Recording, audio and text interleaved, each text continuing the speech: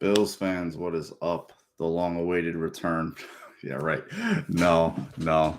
Um, nice little break, 3 months. A lot has happened, so there's a lot to talk about. And do a little something a little fun here if you care to. We'll do a little mock draft in the first round. It's pretty nice for PFF to put their mock, free mock anyway, on NFL.com. I'll put the link in the room, and we'll have some fun with it. We'll go right down to pick 31 and make a consensus and see what the Bills pick. But wherever anybody wants to go start, we can start. But this off season, like the season, was little. I think it was more. I think it took a toll on the fan base just as much as it did the team. Because if you listen to the tenor of the fan base, you would have thought this team missed the playoffs. They, just had a train wreck of a season, and off the field, they did. Hey, what's up, Doug? How you doing, bro? I see you on Twitter, man. How you been, man? Thanks for hanging with me, bro. I appreciate it always. But you hear the Bills fans calling up on, I listen to mainly Extra Point Show and the One Bills Live, and you would have thought this team again missed the playoffs, was just a terrible team. What's up, Eric? How you doing, bro? How you see your son's getting big, man? He's growing. He's gonna start cheering and hollering with you. Wife's gonna be going crazy soon. But yeah, I just think I wanted to say it like this. I think this past season, broke a lot of Bills fans' brains because I think everybody was just locked in. We're gonna go to the show. They're gonna win it, and there's gonna be a parade, and it's gonna be the end of that. And it didn't happen. And people who want to dismiss all this, the whole season, just taking a toll on this team, they're insane. This game's not played by robots, cyborgs, AI, bots. It's played by humans from the off season. So yeah, man, it really did. And their brains it's gone, man. Uh, I'll tell you this. It started with, I think the shooting happened first at the supermarket, and it went from, I think, Kim Pagula's illness. I think it turned out she had a heart issue. Dawson Knox's brother. Um, then the Matt Ariza situation, the injuries that started off week one, Oliver's ankle. Then week two, it was like pretty much almost every D tackle, but DeJuan Jones. I'll get to him in a minute. And then you're in the Dolphins game in week three, and you've got Jamarcus Ingram lining up over Tyreek Hill. Elam gets thrown in, and he proved out at the end of the year. Hamlin, we all know his situation, and then Jaquan Johnson at safety. It just became a shit show. You know, it just really did. And it, just because of the injuries, and then every other situation thereafter. What's up, Hussein? How you doing, man? Whether it was the weather, as you guys know, some of you guys lived in it. Eric, oh, was it 6 feet, 4 feet, 5 feet? What did it turn out to be? Some crazy number, like 12 feet total. Games moved, people freezing to death in the street. Like Hussein will tell you, he lives here. We had a shooting here that was pretty bad in the subway in Brooklyn. A guy, went off, and just started shooting people on the subway. And, he killed some people, and they caught him. And the Jets and Giants didn't get dragged out to that. That's what happens. It's like kind of like you're a big fish in a small pond with the Bills, and here with the Giants, that Jets, it just didn't. They're not faced with those kinds of questions and political issues, and guys get bogged down with that stuff. You heard it when Cole came back. Some woman wouldn't let his son, his son, go to his son's birthday party or something. Like, it was just crazy, crazy situations. We all know. I don't have to rehash everything. It was a mess. And for the team to be 13-3 was a minor miracle. A minor miracle.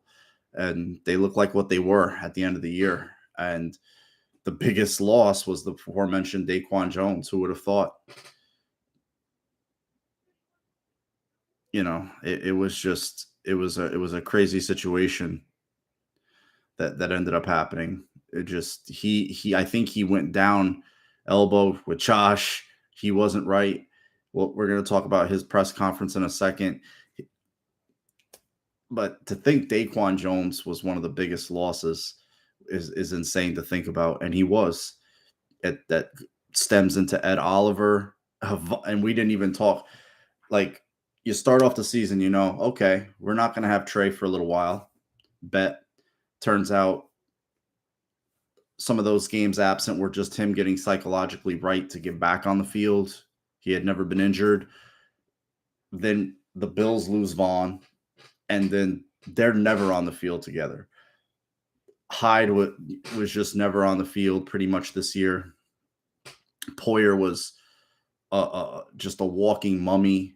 He looked like RoboCop out there with his, big elbow brace. If you saw it, sometimes some reporters got some shots of the elbow. He had a bursitis from the injury, all the swelling. His knee had some meniscus issue. He had the liver or the spleen. It just, man, if you could just write it down.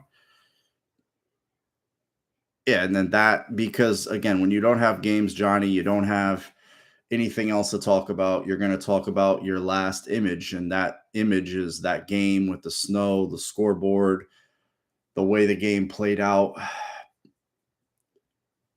And those things are just gonna, until Diggs comes back and talks in a Bill setting, they're just gonna linger. I'm not too worried about it. The media is gonna media. That's what they do. So, but it's a good thing I didn't mock yesterday, because I said to myself, I'm like, I shouldn't mock on a Sunday night going into a Monday, because draft week gets crazy. And sure enough, today there was a first round pick swap, and we'll talk about that too. Jets, Packers flip flop for Aaron Rodgers.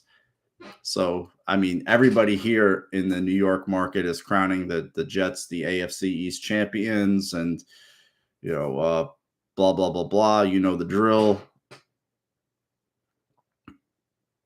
Yeah, he had something, Doug. We all know Jordan Phillips, and we saw that with the re-signings. I don't feel like the players that were on this team last year, for the most part, most of the players. Granted, Tremaine, when Tremaine, when he signs away, that's a situation that's kind of out of the Bills' hands. Could they have thrown something together and tried to re-sign him? Sure, but that would have hampered them with everything else they potentially ended up doing. So, independent of Tremaine Edmonds, because they released McKenzie. Motor signs with the Texans for, a lot more than what Damian Harris got with the Bills. And you just kind of look at it, you feel like the players who just returned, was it Shaq, Jordan Poyer, Phillips, AJ Klein, just the list goes on of guys who came back. They feel like this team didn't get a true shot to show what it's capable of at at close to 100%. You just don't feel like they don't feel like that happened. And of course, on the coaching side, no, Leslie Frazier is gone. He kind of feel like there was a parting of the ways coming there. A lot of fans feel like, he was too conservative. Some fans feel like it was McDermott, the players. I think it was just the perfect storm. The Bills have had, great defenses under Leslie Frazier. I'm not going to throw him under the bus when he's out the door, but sometimes a change is best. He was he's going to go down as one of the best defensive coordinators in Bills history. Unfortunately, in some of the bigger moments, the defense came up short, but so did the offense. So I'm not going to throw it all on him, which is good, Doug. I mean, that's the last thing I'll say. Edmonds was very polarizing. He had a very polarizing career with the Bills. There was a lot of love and hate with Edmonds. I look at Edmonds and I look at Oliver, 2 first-round defensive players, And when you're a middle linebacker, high volume player, Edmonds is on the field pretty much. They want, if in their perfect world, is Edmonds is on the field. He's in the middle of your defense. That's the epicenter of their defense. You think Panthers, Luke Kuechly, Bills had Edmonds, 5 out of McDermott's 6 years. Was there plays baked in there? Absolutely. But you can't think of a single game where it's like, man, Edmonds, whew, Edmonds just that was his game.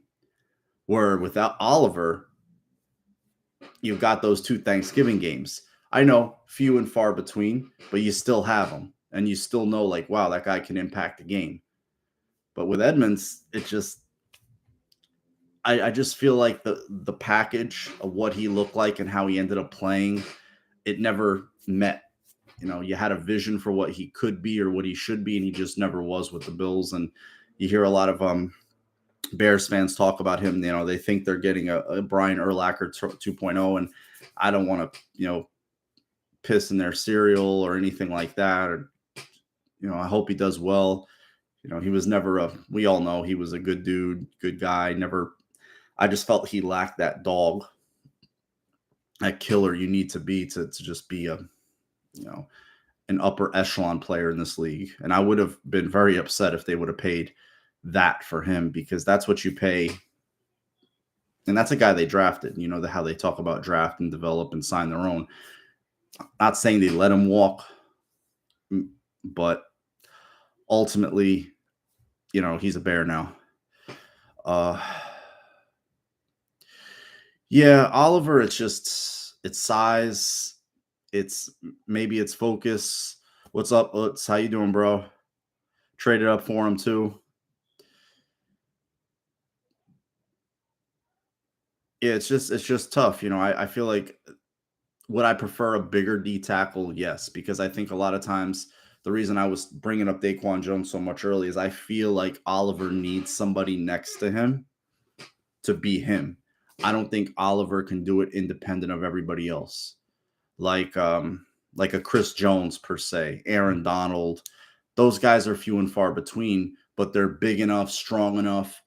They can wreck games on their own. Certain guys just can. And when you're a top 10 draft pick, it's just you're always going to have that tied to you. That's never going to be free of You're never going to be free of that, especially with the team that drafted you. So with Oliver, it's tough. He's in the final year of his deal, so we'll see if he's here. If he's not, hopefully he can if he is, he can do some good things. But if he's not, best to him. Well, I think with Oliver, I just think he gets a little too amped up to play the pass, and in his size, and they pinned him down, he just gets blasted out of that A gap, whichever side he's playing on, and he's not able to hold up. When he can knife and cut and play free, when he's got a space eater next to him or a guy that's willing to do the dirty work, then you can see him. So we'll see what he does. Yeah, I think with me, it's more I think with Wilkins, it's more attitude. Like, he's more of an irritant than a game impactor, but he impacts the game that way. And then Lawrence is just a huge size dude. He really got off this year. He just was able. But if you look back that year, I mean, Oliver was a no doubt pick. We were all happy, but again, let's see, but moving on to the offensive side, I don't know if you guys felt the same way as I did. Josh talked for the first time since the end of season presser. I thought he looked refreshed. I thought he was very candid, very poignant. I thought he was very, he was very, very critical of himself, called himself careless at times last year, said he had never been more focused. And there's a certain group of fans, and they want to get into the whole garbage of him and the girl and the relationship. And I'm just like, look, this is what happens when you usher in a certain group of fan and they want to bring this reality TV type of mindset to the sports world. It's just look, I don't care. He's a young guy. He's a multimillionaire. He's a one of the top players at his position in the league. Women, for these guys, a lot of these guys, they come and go. And a lot of times these girls press these guys for marriage. These guys aren't ready, and they're human beings. Things happen. But, there's certain people on Twitter who get all pissy and want to act like they're defending them and stuff. Like, look, they're grown people. Let them, they're fine. They don't need need you guys to talk for them. But I could care less as long as the guy plays good football. I'm not interested in his personal life. So I thought he sounded good. I thought he sounded, again, refreshed, and according to him, his elbow's good. Didn't really need to see any specialists about it. Just been hanging back playing golf, and it was good to hear. Good to hear him how he just sounded loose. He sounded really loose. Read some of your comments, guys. To end it with Oliver, I just don't think he plays with the down in and down out violence and competitiveness that an Aaron Donald plays with. Just there's a violence that he plays with down in and down out that's hard to match that, and that's why he is who he is. Yeah, I mean, I'm fine with it, but there's just certain fans who just, and I'll be honest, it's mainly the women. It's mainly the women on in Twitter. You see them; they wanted to gush over their relation. It's kind of like the guys kind of thirsting after Jordan Poyer's girl. Similar yet different. Like, okay, is she beautiful? Is she hot? Of course she is. We all know that. But have a little bit of fucking respect, dude. That's his wife. That's the mother of his kid. Like, chill the hell down. And I think, but Jordan, I think, gets it. Like, his wife has a brand. She has a following. She makes a lot of money because of that. So I think it's kind of like a give and take type of situation. Yeah, and Josh talked about that too. It was kind of funny because you have a former Bills reporter who does not like McDermott, who does not like the current Bills brass. He has a set against them. He used to cover the team. Let's just say he would do a little podcast with a former Bills player regularly. 2 days after a game, and he writes a pretty regular McDermott hit piece and does a podcast with a former Bills exec, which is every other podcast is a Bills brass hit piece. And I find it funny because he won't be they don't credential him, and no, it's not. They don't credential him. They just, so he has a vendetta, and I just find it funny, and people will criticize Josh. Okay, he plays reckless, he plays wild, blah blah blah blah blah. But a guy that just got a huge contract, right? We've gone over this. We know why this is. A guy who can't get a contract from his own team, he's available to negotiate with anybody in the league. He's a great according to everybody else, but how come Lamar Jackson doesn't have people beating down his door? Jalen Hurts got a contract, missed games. Missed, 2 games? Granted, got to the Super Bowl. Bingo. Eric got it. Jalen Hurts missed games with a shoulder, and then he had screws taken out of his ankle, right? He had hardware.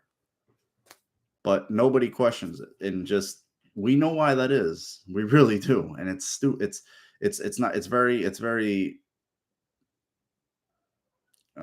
pretty obvious. Josh, as always, that's how he plays. He slides more. I think last year he got a little loose with the ball in terms of, trying to make too many times, and it ended up biting him on the ass, particularly in the red zone. And I think, him looking back, he knows that. Outside of that, again, you clean up half those turnovers and you just come away with 3 in some of those instances, maybe you win 2 more games.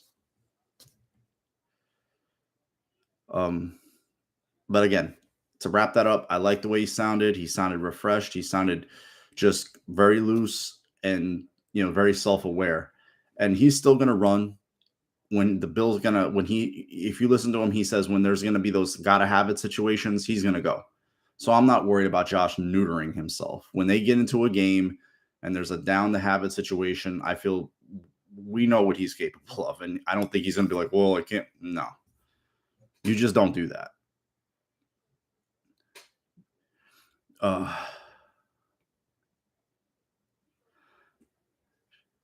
oh, okay. I get you, Doug. Nah, I know the two apart. I know the two apart very well. Very, very well. Terrell Bernard's an interesting case. I just don't feel like I just feel like, he had that one game. Everybody kind of holds it against him. Granted, it was his first game. He was starting, he's a rookie. Um and the Jets game, so it was kind of like a referendum on him. But let's see what the kid has in a regular situation. He's going into his second year. People want to label that pick a bust right away. We don't know if it is. We don't know if it isn't. But if he gets a shot, he gets a shot. If they go into the draft and feel like somebody is viable there, they'll they'll make a move. I like the AJ Klein re-sign for a couple of reasons. He can play. We know he can play. I mean, he came right in that Detroit game and made a few big time plays. And if he comes up with that interception when Goff threw it across his body to Swift, I believe, if he would have held on to that ball, the game would have had a completely different feel and vibe to it. But he made that huge tackle on the perimeter on Swift, and he was the only one out there. If he doesn't make that tackle, Swift is going to go for like a minimum of 25. So I feel like AJ Klein is just steady, and he's always produced when called upon, and can be a great sounding board, whether it's Bernard or anybody else. So the defense has question marks, but I feel like I think a lot of you guys will feel the same way. The Taylor Rapp signing it's really intriguing because I feel like the Taylor Rapp signing is not even it's even though it's a 1-year deal, it's a like, hey, we like you this year, but we could like you a lot longer, and I think you like us a lot longer too. Like if something, if Hyde moves on or whatever, Rapp can kind of just seamlessly come in there and play, because we know how important safeties are to this defense, especially after last year. And another thing, you have a guy that can take a lot of wear and tear off Poyer and Hyde. You can, if there's a few games that there are blowout situations or score effect, you can throw Rapp in there. The play is not going to drop off that much, and those guys aren't getting beat on late in games. I really like the signing. Let me know who you guys liked in there as well.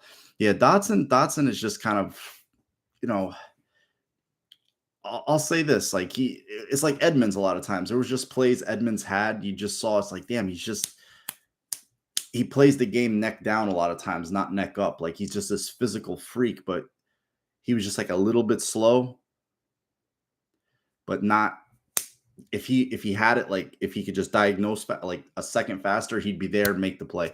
I like him at I don't think they should move him to safety, Eric. I think they should just leave him at corner. Corner is the more valuable position. We saw how injured we got at cornerback last year by game 3. You have, like I've said, we all saw Jamarcus Ingram out there playing snaps over top of Tyreek Hill and Jalen Waddle. Benford broke his hand in that game. The game before, Dane Jackson damn near gets decapitated by Edmonds. White was already on PUP. Elam hadn't quite come into his own. I think they're definitely, if you guys know anything about this draft class, it's a very good corner class. It's a very deep corner class. So there's 3 positions I know the Bills are going to draft. It's just what they do. They're going to draft a corner. They're going to draft a defensive lineman. They're going to draft an offensive lineman. The next three are just, it's up for debate, and we'll do that here. I think that's how good this corner class is. I'm gonna put the link into the room for the mock. You guys can play with it, or we could all do it together. But it's pretty simple. You guys have done it before, and if you want to roll with it, we'll roll with it in a few. But I was watching some of the jump to the offensive side a little bit. That Deontay Hardy, Trent Sherfield highlights, and just what they do on the field. And I liked hearing what they had to say, what Bean had to say about them. And I think I was more excited about Sherfield than I was Hardy. I think Hardy's a specialty player. I think Sherfield can be a little bit more than that because of his size and his run after catch ability. Not that Hardy doesn't have that. I was talking to a fellow Bills fan earlier, like in the week, and I was telling him it's like McKenzie. It's like, he's been here for 6 years. I feel like, I'm sorry, 6 years, 5 years. And it's just like they had gone as far as they could with him as a player. Like that was the New England game was the highlight. And then, but you'd have tons of brain farts baked in there. And he was more of like a mascot. Like he's like almost like a mascot type of player. Yeah, I would say 5. You never know a 4. If you never know, man. Of course, that's always the issue with players, especially players his size, Doug, is can they stay healthy? 5'7", if you want to be generous. That's generous. But he's definitely a guy in space. He can go. And he's got the kick returns to prove it. I think he gets over the top. What's up, Trevor? How you doing? Whenever you guys want to start that mock, you just let me know in the room and I'll start it. Otherwise, I'll just keep going. I am Johnny. It's tied, 16 minutes to go in OT. So Toronto's on a power play. And let's go Lightning.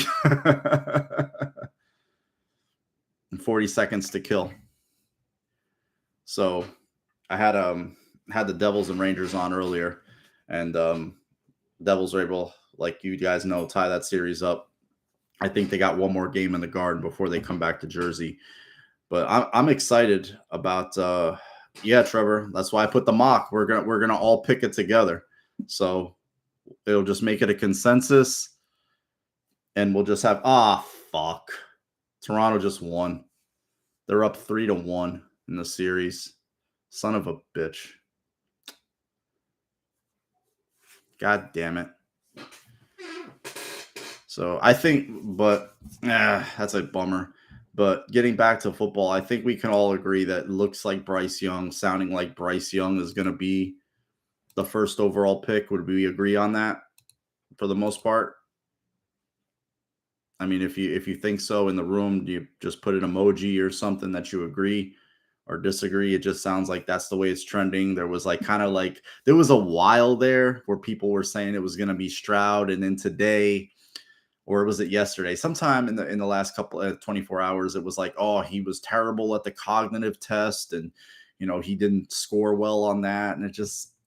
It's bullshit season. Somebody's probably trying to get this kid to slide or something like that. So, but just for saying sake, I'm going to put him in. He's the first overall pick.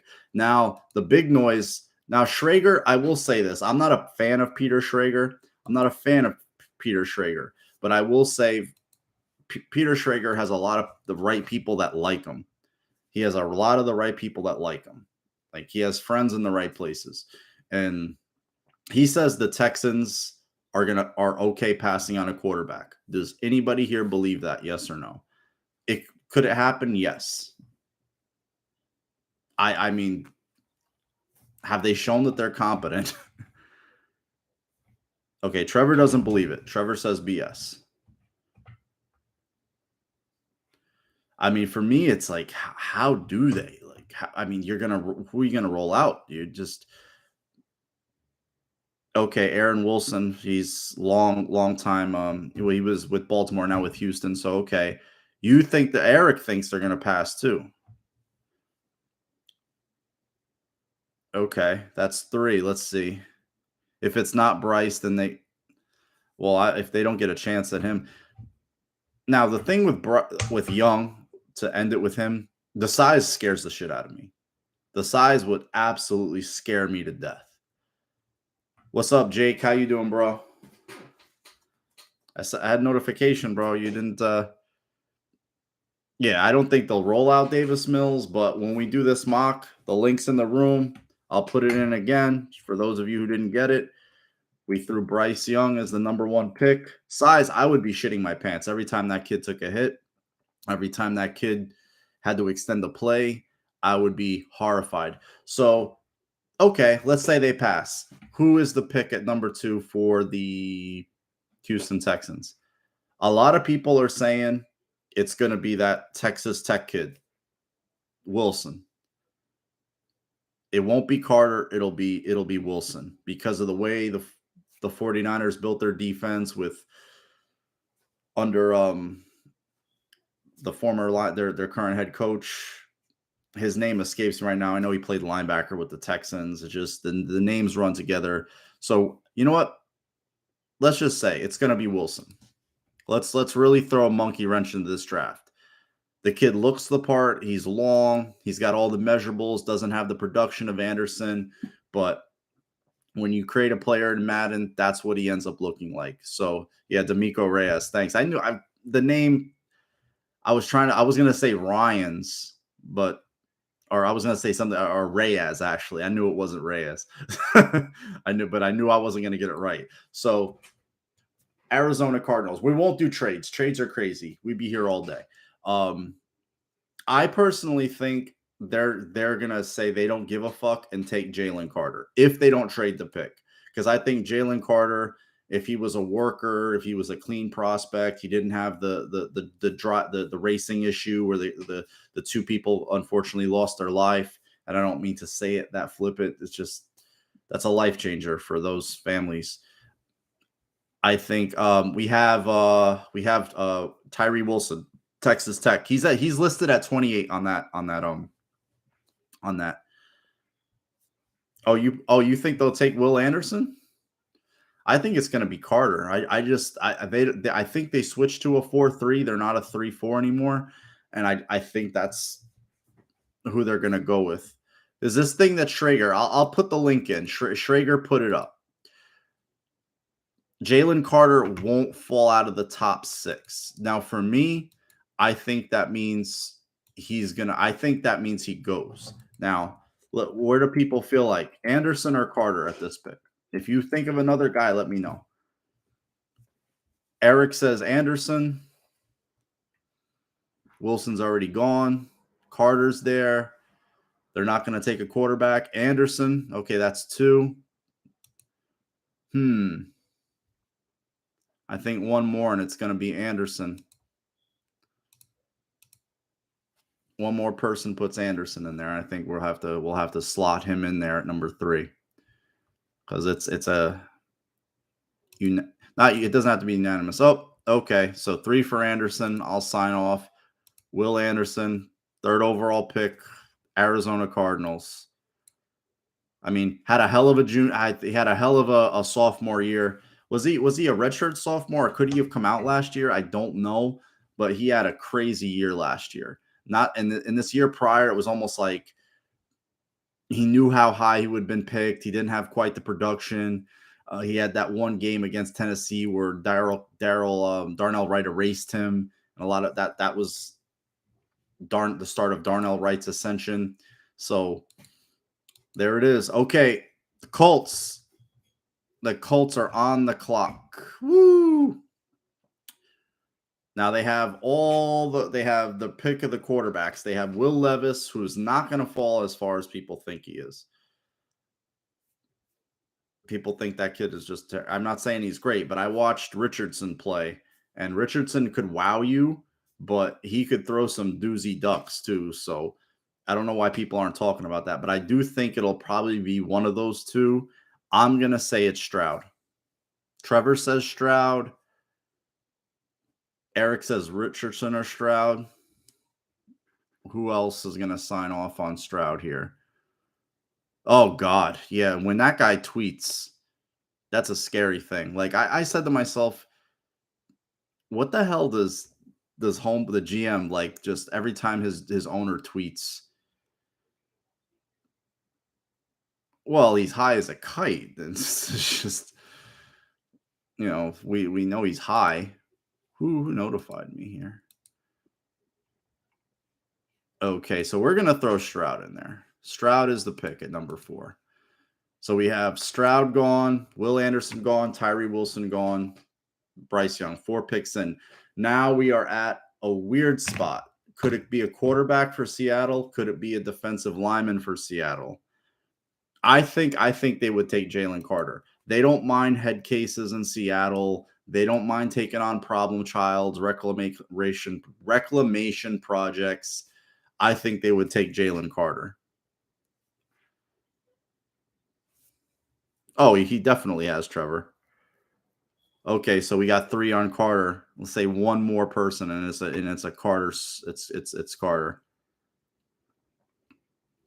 Yeah, they draft some. I'm gonna say it's Jalen Carter. I just think he's too good. He's too clean. I'm not saying he's clean, but if that kid has his head, if and hopefully he does. I'm not going to root for a young person to fail. I'm not going to sit here and hope his career goes on a toilet because he blows money and hurts people off the field or himself. I'm not going to root for that. Okay, here's where I think it's going to really get interesting. Not just here, but in real life. This is real life though. The Detroit Lions. I think I think they're going to take a quarterback. I think the Detroit Lions are going to take a quarterback 100%, and I think they're going to take Anthony Richardson. I think I think that I think that long term Brad Holmes, and I just think he fits perfect. When you have a coach like a gung ho, like, and you saw how creative they were on. I mean, I loved watching their offense when it was clicking. When they weren't playing the Bills, I loved watching their offense because some of the creativity. Remember that Packers game, last game of the year? You saw some of the creative plays when they went for it on 4th down. I just think he would be perfect for them. Eric says Bijan Robinson, our first running back in the top 10. I don't think he's going to last too much longer. So I say it's going to be Richardson. Jared Goff doesn't have a contract past this year, but let's see what you guys say. Richardson. Oh, Johnny, are you saying Richardson? Trevor, are you saying Richardson? Doug, is it Richardson? Who is it? Tell me. I'm saying Richardson. Richardson. So Richardson. I just think they just have that. That's just me. I think that they would sit him and just because he has no pressure to play. Will there be some crazies that want to put that kid on the field? Yeah. But there'll be those who'll be like, yo, let him sit, let him grow, let him develop, let him just, I'm glad Goff basically kind of cleared his name last year and had such a good year and kind of got the stink off his name because he was so disrespected. I mean, the guy took a team to a Super Bowl. We know how hard it is as Bills fans, trying to get back to that game for over 30 years. And I think he would be the perfect guy to just understand the situation and just kind of sit and go. And so we're going to say the pick, Florida quarterback, Anthony Richardson. Now, I want to call them the Oakland Raiders, the Las Vegas Raiders. I have long thought this pick is going to be a cornerback. I don't think they're going to take a quarterback. Trevor says Witherspoon. I think it's going to be Gonzalez, but it's up to you guys too, not just me.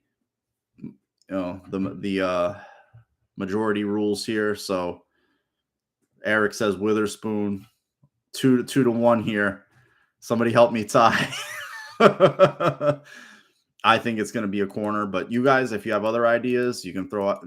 It's not a dictatorship. Got to pick one. You got to pick one, Trevor. Okay, you'll just say Witherspoon because it makes me think of the actress. Oh, Reese Witherspoon. Oh, Jesus Christ. Yeah, I've heard from a few people like for a while it's going to be a corner. Then I looked at their depth chart. They don't have anybody worth 2 shits back there. anybody with any term on contract or any impact types. And I saw what they tried and tried not.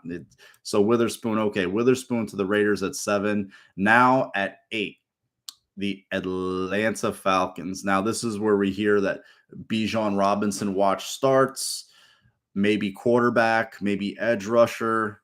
I don't see another wide receiver here 2 years in a row. So it's you guys can run with this one, and I'll just kind of, I personally think, I thought it would be Nolan Smith. I mocked Nolan Smith for a little while to them, but he's kind of a weird guy. Is he big enough at the edge? Is he something Arthur Smith wants long term? He brought in Bud Dupree. They drafted a bunch of guys last year that were kind of middle round types. I had Nolan Smith there, but I also recently I could see where they could take Bijan, but they had that kid. Yeah, we did Tyree Will. Yeah, Johnny, we did. He's second overall to Houston. They also just had that kid. I forget his name. He was a rookie last year. He ran for 1,000 yards. I don't know how to pronounce his last name. Algier. He played for BYU. Bigger back. He had a nice season. Ran for a little over 1,000 yards, 4.9 yards a carry, 3 rushing touchdowns. So I mean, I know how Arthur Smith wants to run the ball. We saw him with the Titans and Derrick Henry. So I just think it's going to be Nolan Smith. Oh, 3 Nolan Smiths. Is there a 4th Nolan Smith? Okay, so we're all going to go with him. They have him rated here they have him rated 13th. Okay, so they moved him up from their last. Okay, the Chicago Bears at 9th, previous 1st overall pick. I think, me personally, I think they're going to go offensive line here. And I don't think it's going to be Skoronski, because I think Skoronski is going to end up playing guard in the league. That's just me personally. I think it's going to end up being either Paris Johnson Jr. or Braxton Jones. Either one. That's just me. I just think it's going to be something to help support Justin Fields. Broderick Jones. Okay, we got Broderick Jones. I had mocked him here, so I could see that. I just think they're going to go with something to support the quarterback. I think their big free agent spending was on defense. I know they brought in more in the trade. Eric says Skoronski. Okay. I don't think Skoronski is going to last too much longer, though, Eric. Hence the next pick. Okay, so 3. Let's just see. One more. Does anybody say it? Yeah, their D-line is tough. I just don't see anybody there right now. I mean, and they have a lot of draft ammo. I just think they need something to see what they have in their quarterback, because that kid can't be running for his life either all the time. Because he did miss games last year too.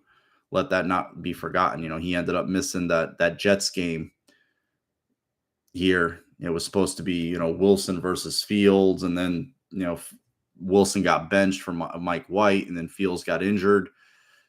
So I think, okay, we're also say tackle Broderick Jones here to the Bears.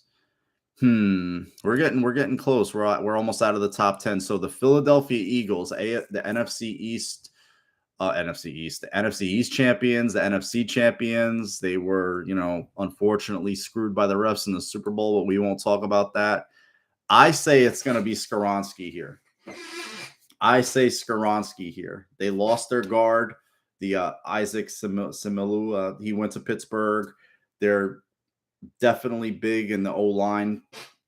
They're getting a little older in O-line. Lane Johnson's 34. Jason Kelsey's like 36, 37. I think it's going to be Skoronski. 100%. That's me. You guys, Johnny says Bijan. Trevor says Skoronski. I say Skoronski. What say the rest of you? And we'll be out of the top 10 here and 16 picks away from the Bills. That's crazy. Okay, Eric says Bijan. We got 2 for Bijan, 2 for Skoronski. Who's going to break the tie? Who breaks the tie here? Let's see. There's got to be one other person that's going to break it. This is what happens when I don't like do these things earlier. Not like I get a lot of views, but I'm not here. Oh, Robinson, Jake, you fucking okay. Bijan to the Eagles at 10th overall. A top 10 running back. Bijan is gone, so no more Bijan to the Bills. We will not hear that anymore. No chance that ends. That'll end on Thursday around a little after 9. So we're out of the top 10 at 11. Let's see what we got left. I don't know how you guys are looking at them by position. I just have them ranked on the overall. Okay, the Tennessee Titans. Could they go wide receiver? No, I'm sorry. Could they? Well, they say wide receivers are one of their top needs. Could they go quarterback? Could they go offensive line? They're rebuilding. They're clearing cap. They could, trade Derrick Henry. They could trade or release Ryan Tannehill. What say you guys? Skoronski for Tennessee. Okay, we have a Skoronski for Tennessee. See here, I think history matters. I think alumni matters. And that's why I would say with a Mike Vrabel, Ohio State, the position, left tackle, they released Taylor Lewan. I say it's going to be Paris Johnson. The 36-inch arms, the size. I know he played guard, but he also, was very good in that game against Georgia. Was pretty good throughout his collegiate career. I think it's going to be Paris Johnson.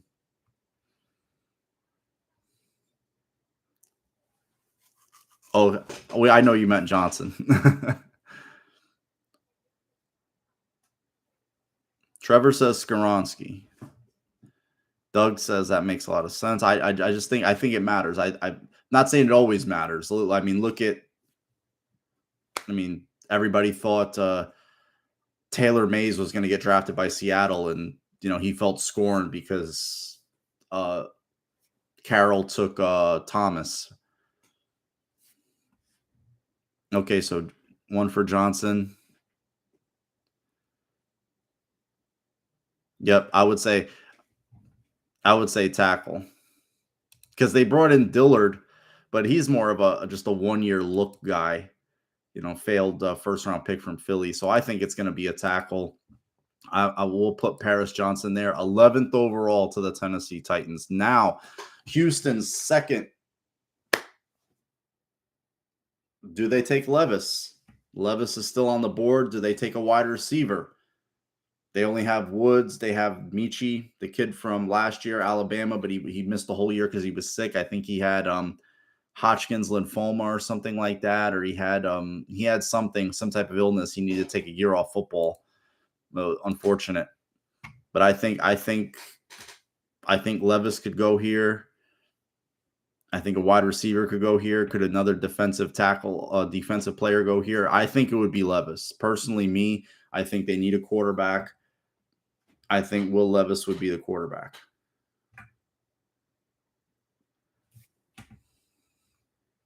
I'll save this one. I'm going to open another. Anytime somebody puts a link, I've learned this trick. Right-click it and go open a new tab, because if you click it, it's just going to close out the live. I learned that the hard way when I've ended the live many times.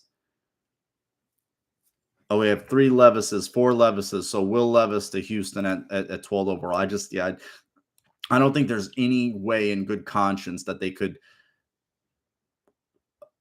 open their season without having something fresh, something new, something exciting, potentially a quarterback in any way, shape, or form. I just don't see it. I like Levis. I like the size. I like you see the arm talent. Was there inconsistency? Yeah. But I think a lot of times you saw his tape the year before, he was much better because he had much more talent around him. Oh, that's what happens. All right. Now, Green Bay. 15 hours ago, this would have been 13 hours ago per se. shit, 8 hours ago, it would have been the New York Jets at number 13. Now it is the Green Bay Packers. They can go in a lot of places here. They can get the best wide receiver. They can get the best tight ends. They can still get. They're not going to draft a corner here, but could they use an edge rusher? Absolutely. Rashawn Gary tore his ACL last year. Preston Smith is getting up in age, makes a lot of money. They always seem to draft defense in the first round. Could they piss Aaron Rodgers off and say, fuck you? We're going to take a wide receiver for the first time since Javon Walker, which was 2002 or 2001, the last time Green Bay took a wide receiver in the first round. Could they, be like in a fuck you to Aaron Rodgers out the door? Possibly. I could see that. Zay Flowers, Smith and Jigba, all the guys are there. Oh, wow. Everybody went wide receiver here. So there it is. Jackson Smith and Jigba to the Green Bay Packers at 13th overall. One big FU out the door for all the headache Aaron Rodgers left in the last few years. Be petty. I root for petty, Johnny. Appreciate you guys hanging with me in the room doing this. Means a lot to me. Thank you. So we're already at 14, halfway there, guys. Having fun, liking it. The New England Patriots at 14th overall. For me, they can go again. They're kind of like the Packers. They can go a lot of places. They can go offensive tackle. I know they signed Riley Reif to a 1-year. Trent Brown, motivated, overweight. Where is he? Don't know. I heard David Andrews was even kind of like mulling some retirements. Could they go edge, safety? They lost, he retired. Devin McCourty, they don't really have much at corner. Could Brian Branch be a pick here? Could Skoronski be a pick here? Christian Gonzalez, what say you guys? You say Darnell Wright, Trevor. Christian Gonzalez, Darnell Wright. Okay. I could see either one of those. Me? You think it's too early for Branch? Yeah, probably too early for Branch. I think Branch will go, but I think he'll go later in the first round. If maybe the top of the second. So 2 Darnell Wright, 1 Christian Gonzalez. I think Bill's so defensive. A big, tall corner like Gonzalez. I could see it. But I also could see the offensive lineman too. I mean, Wynn was a bust pick for them. It's shit. I'm torn on what to pick for them because I want to be honest and not biased with these. I'm trying to think if I was a Patriot fan without throwing up in my mouth. That's hard to do. Skoronski's still on the board. Plays guard. Position flex. I'm shocked he's still there. But, Darnell Wright, he seems like a guy everybody really, really likes. I'm going to say Gonzalez. So we got 2. Oh, yeah, God, they picked Strange last year. See, I think they're going to do some crazy shit this year. That's why I say Brian Branch. I mean, they traded back and picked Cole Strange, a guy people thought was anywhere between a 3rd round and a 5th round pick. So why wouldn't they? I mean, but again, like we want to be, can't get inside of Bill Belichick's head, but I would say it would probably be a corner or because you got the receivers that they have in the division. But then again, you want to get better on offense.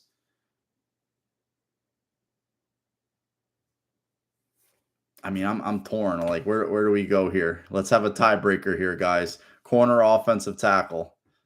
We're down to Christian Gonzalez and Darnell Wright. Okay, so Trevor says, okay, we'll throw the corner. Christian Gonzalez to the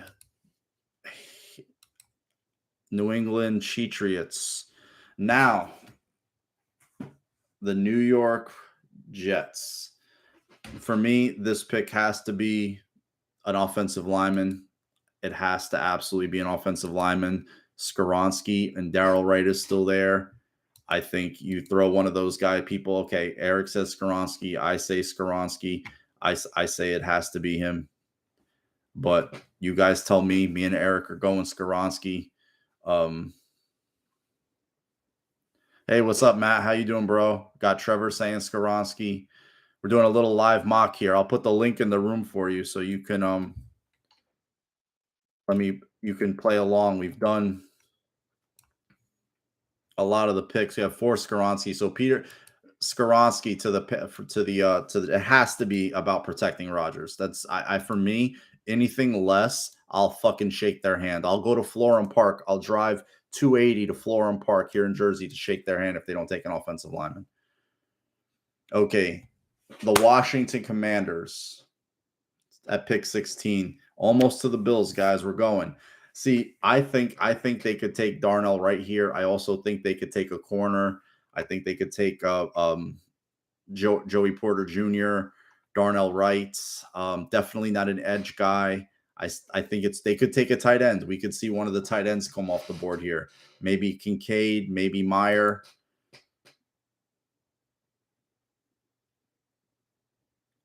So, yeah, Becton's an injury waiting to happen. They say he's in great shape. He looks like he's in good shape from what I saw. Banks, Porter Jr., Forbes, those guys are going to start going really, really fast, though. Faster than what I thought by what we're doing so far. And, corners that's a high commodity. We're doing it pretty much the way real life represents football. What are the most valued positions in football? Quarterback, edge rusher, O-line, corner.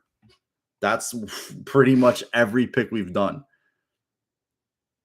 Almost every pick we've done. 2 corners. Everybody but Darnell Wright is left. All the top 4 quarterbacks are gone. And we got like 3 edge guys and an interior defensive lineman, 1 running back. That's pretty much the way it goes. Your switch, everybody went Banks. Wow. So hometown kid stays hometown. Deontay Banks. He definitely had some great workouts and he looks the part too. He's the guy the Bills had in for a top 30 visit too. We can talk about that while we do this because the Bills top 30 visits, that was a pretty interesting group. They had, I have the list and I pretty much wrote down everybody they visited with, everybody that got made public that they visited with or had a meeting with. It's a pretty interesting list of the top 30s. A lot of tight ends, a lot of wide receivers, some corners, some look like they could be nickel guys, amoeba defenders, Drew Sanders being one of them. So the Pittsburgh Steelers, I think they could. I think for me, I think this is where for me, I think this has to be about. Yep, Trevor got me with that. I think it's going to be right. I personally think you have to get somebody to protect Pickett, make your offense better. Give him a chance in that division. Darnell Wright, 3 Darnell Wrights. Yeah, I think Wright goes because he's a guy that made a visit to the Bills, obviously, and it just, as we've all seen in the last 2 weeks, he's not making it down to the Bills at 20. He's just not. So Darnell Wright, Tennessee, tackle, Pittsburgh. You know what a stickler for Pittsburgh's front office is? They have like a thing, like how they have the consistency with the head coaches. They've had 3 head coaches. Like if you're in your 60s, right? If you're in your 50s, mid 50s, you've only known 3 Pittsburgh head coaches your whole life. Imagine that. You've seen Knoll, you've seen Cowher, and Tomlin. Big knees. They like guys with big knees, knee girth. They don't like dudes with little knees. Isn't that fucking crazy? That's one of the sticklers of their draft is knee. How big is a guy's knee? They don't like guys with thin legs at all. That's something. How confident do I feel like the college that he's come from, the back issue that he had, coming into his second year. I mean, he came in his rookie year. He was a total year off of football. I still have confidence in him. I still have confidence in him. I still think he's young enough. I think he has the measurables and he has the right demeanor. And he's played a lot of football for the Bills. It's not like he's not played a lot of football. So, and he went through everything the rest of this team went through last year. So we're doing pretty well. We're only an hour in, and I would have thought we would have been a lot longer doing this, but this is, again, having a lot of fun doing this, guys. I love the McGovern signing because of his versatility. You would have thought he would have had one definitely last year, Doug, and that son of a bitch Houdini'd his way out of it. That was insane. Hats off to Tomlin, though, man.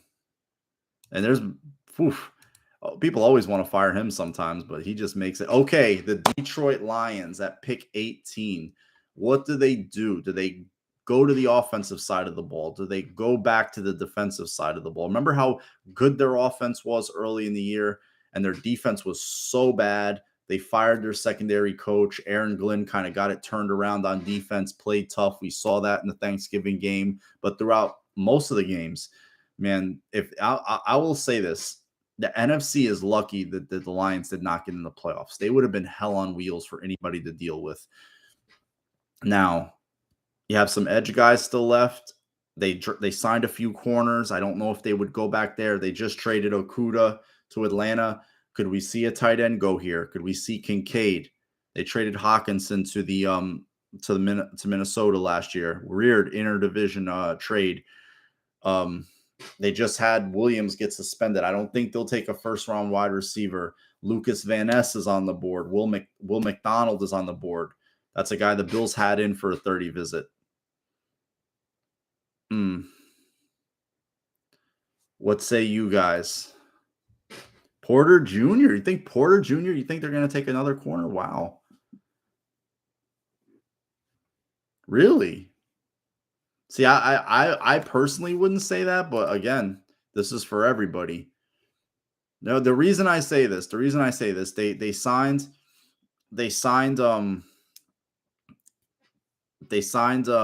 Emmanuel Mosley and Cameron Sutton. They signed both those guys to like 3-year deals. Now, I'm not saying they're long-term stopgaps, but they signed them. And I know they had that rookie kid, Jacobs. He played a lot of snaps for them. No. There was another kid. His name is escaping me right now. Ooh, tall, lanky kid. Damn it. He ended up playing like a decent amount of snaps for them. His name is escaping me. Nah, fuck. He was a safety. I'm sorry. He had a lot of interceptions too. Kirby Joseph. Totally wrong position. So, my bad, guys. Sutton. Yeah, they had him. They got Chauncey Gardner. See, I personally think they would go if they were going to go back to defense, they would go defensive line.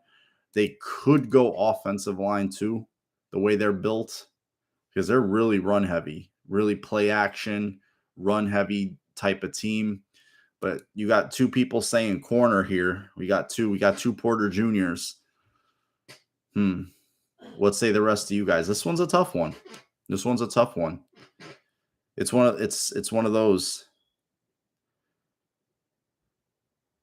See, I think they would split up the picks, but then they went when you take a quarterback that you're going to give a mulligan to, it's kind of like to me, I think that kind of like you're going to redshirt him. Nah, it's all good, Johnny. Like it's I just don't think he fits their scheme, Doug. He's more of a 4-3 guy. They're kind of like a hybrid defense. They play 3-4 on like surefire passing downs. They rush 4. They're kind of an amoeba defense, but it's tough, man. Murphy. Okay, Eric goes Murphy. I could see that here. I could see Murphy here. They like those big power edge guys. So this is a tough one. Trevor's going to switch. Which one you got, Trevor? We on the I'll highlight if you left click, like let's just say, and just drag and then all the linebackers and edge guys will come up, and it's easy for you to see because it'll highlight them. I'm not trying to patronize you guys. I learned this myself. So you got Miles Murphy, Van Ness, McDonald. You got the Kansas State kid whose name Uzama. You got that interesting ass Northwestern kid, crazy workout, has the same kind of build as Cansey. Got Keon White. He got invited to the draft. You can't forget about him. I know they have him rated as a 60 overall player, but the NFL knows what they know, and that kid didn't get invited to Kansas City for nothing. All right, Trevor says Murphy. Okay, we'll go with Miles Murphy. He's a Clemson guy, big edge rusher. That's who everybody seems to go with in a room. It's pretty much. I just think that they kind of went with more a veteran. They didn't seem to like Okuda at all. He was with the last regime's pick. So got Miles Murphy going to Detroit with their last first-round pick. Now the Tampa Bay Buccaneers. Everybody looks at this and could say an offensive tackle. Donovan Smith is gone. They released him. Money. His play was really, really bad. I think for like 2 years in a row, he led the league in holding penalties, or was a crazy stat that he had led the league in holding penalties. I think this could be a wide receiver. They picked up yards 2 at a time. I think this is where Zay Flowers goes. I think they need a guy who can get chunk plays, who can stretch defenses, who can, get some run after catch. I think this is going to be a wide receiver 100%, but also, the rumblings the last 2 weeks is that Hendon Hooker could be picked in the first round. So he could come off here, possibly. That's where you look at Flowers. Yeah, the offense is just to look like grinding gears. They had those runs. Those runs and those dinks to Fournette were painful. I wouldn't say tight end because the GM is still in place. The head coach is still in place. They drafted Cade Cotton last year. He played a lot. He had 42 catches for them in his rookie year, a couple of touchdowns. I'm not saying they can't build on that. I just think they would go wide receiver here.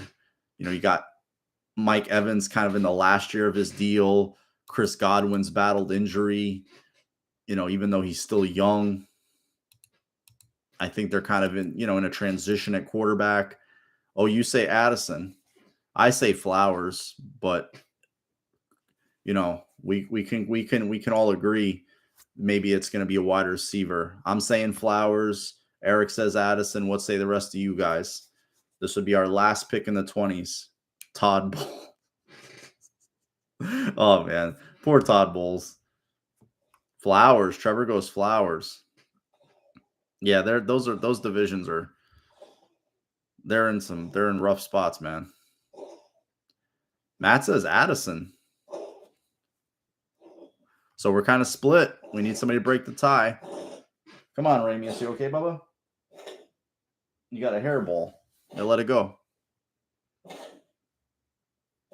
He'll never swallow. He'll never throw his hairballs up, and then all of a sudden, like tomorrow, he'll do it.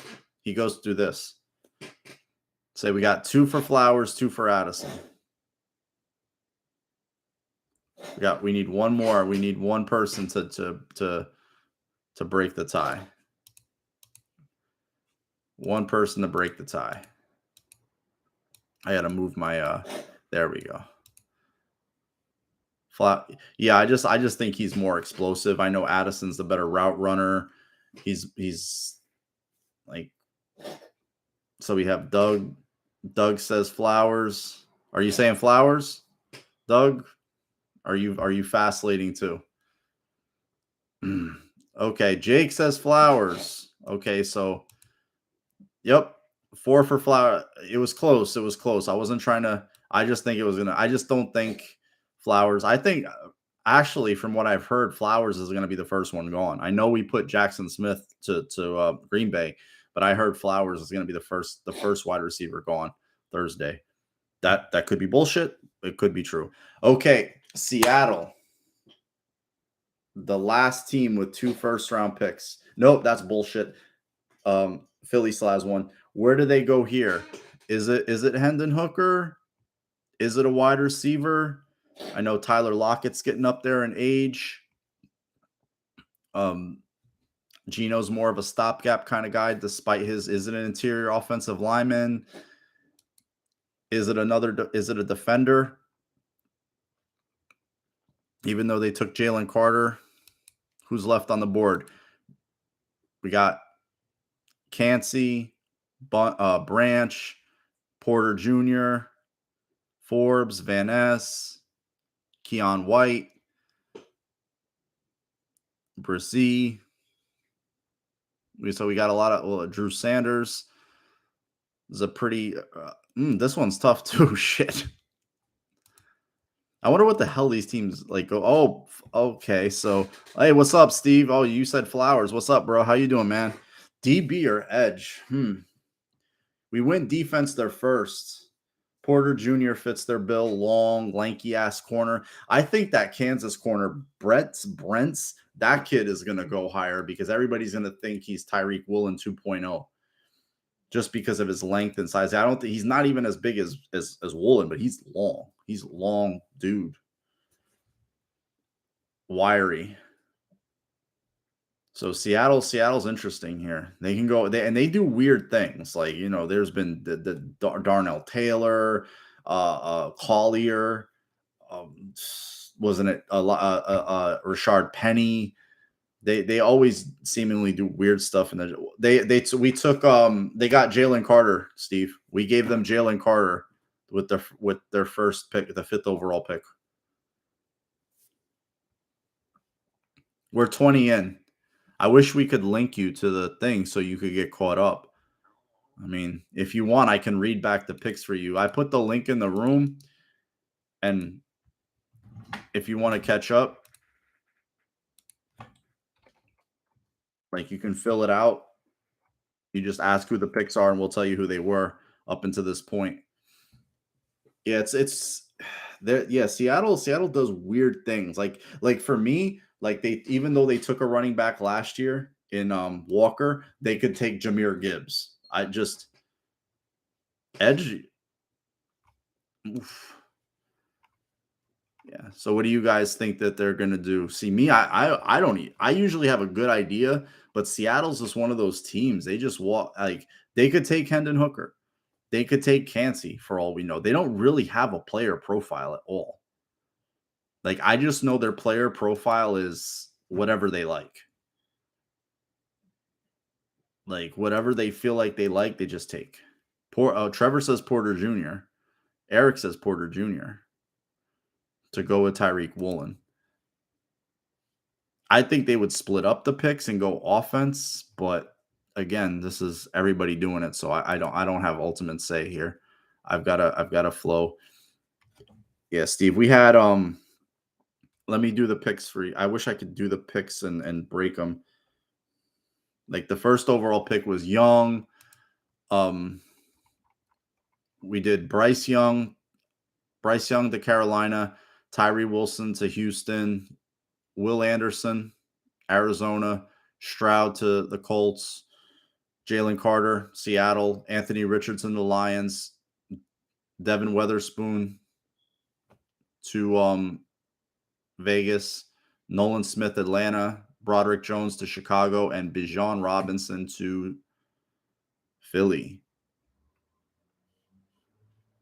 Paris Johnson Jr. to Tennessee, Will Levis to Houston, JSN, Jackson Smith and Jigba to Green Bay, Christian Gonzalez to the Pats, Skoronski to the Jets, Banks to Washington.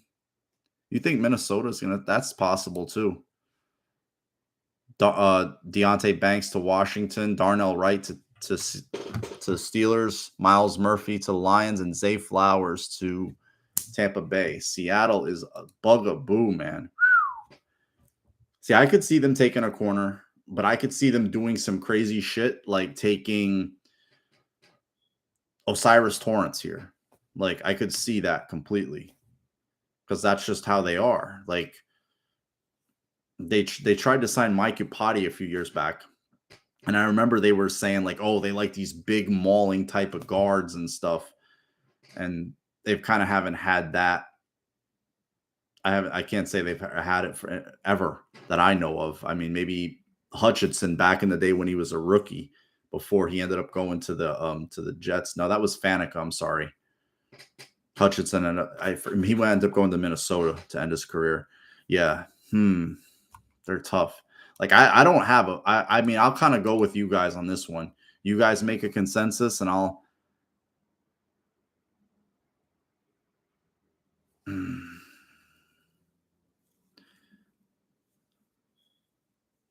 Yeah, that's who we put.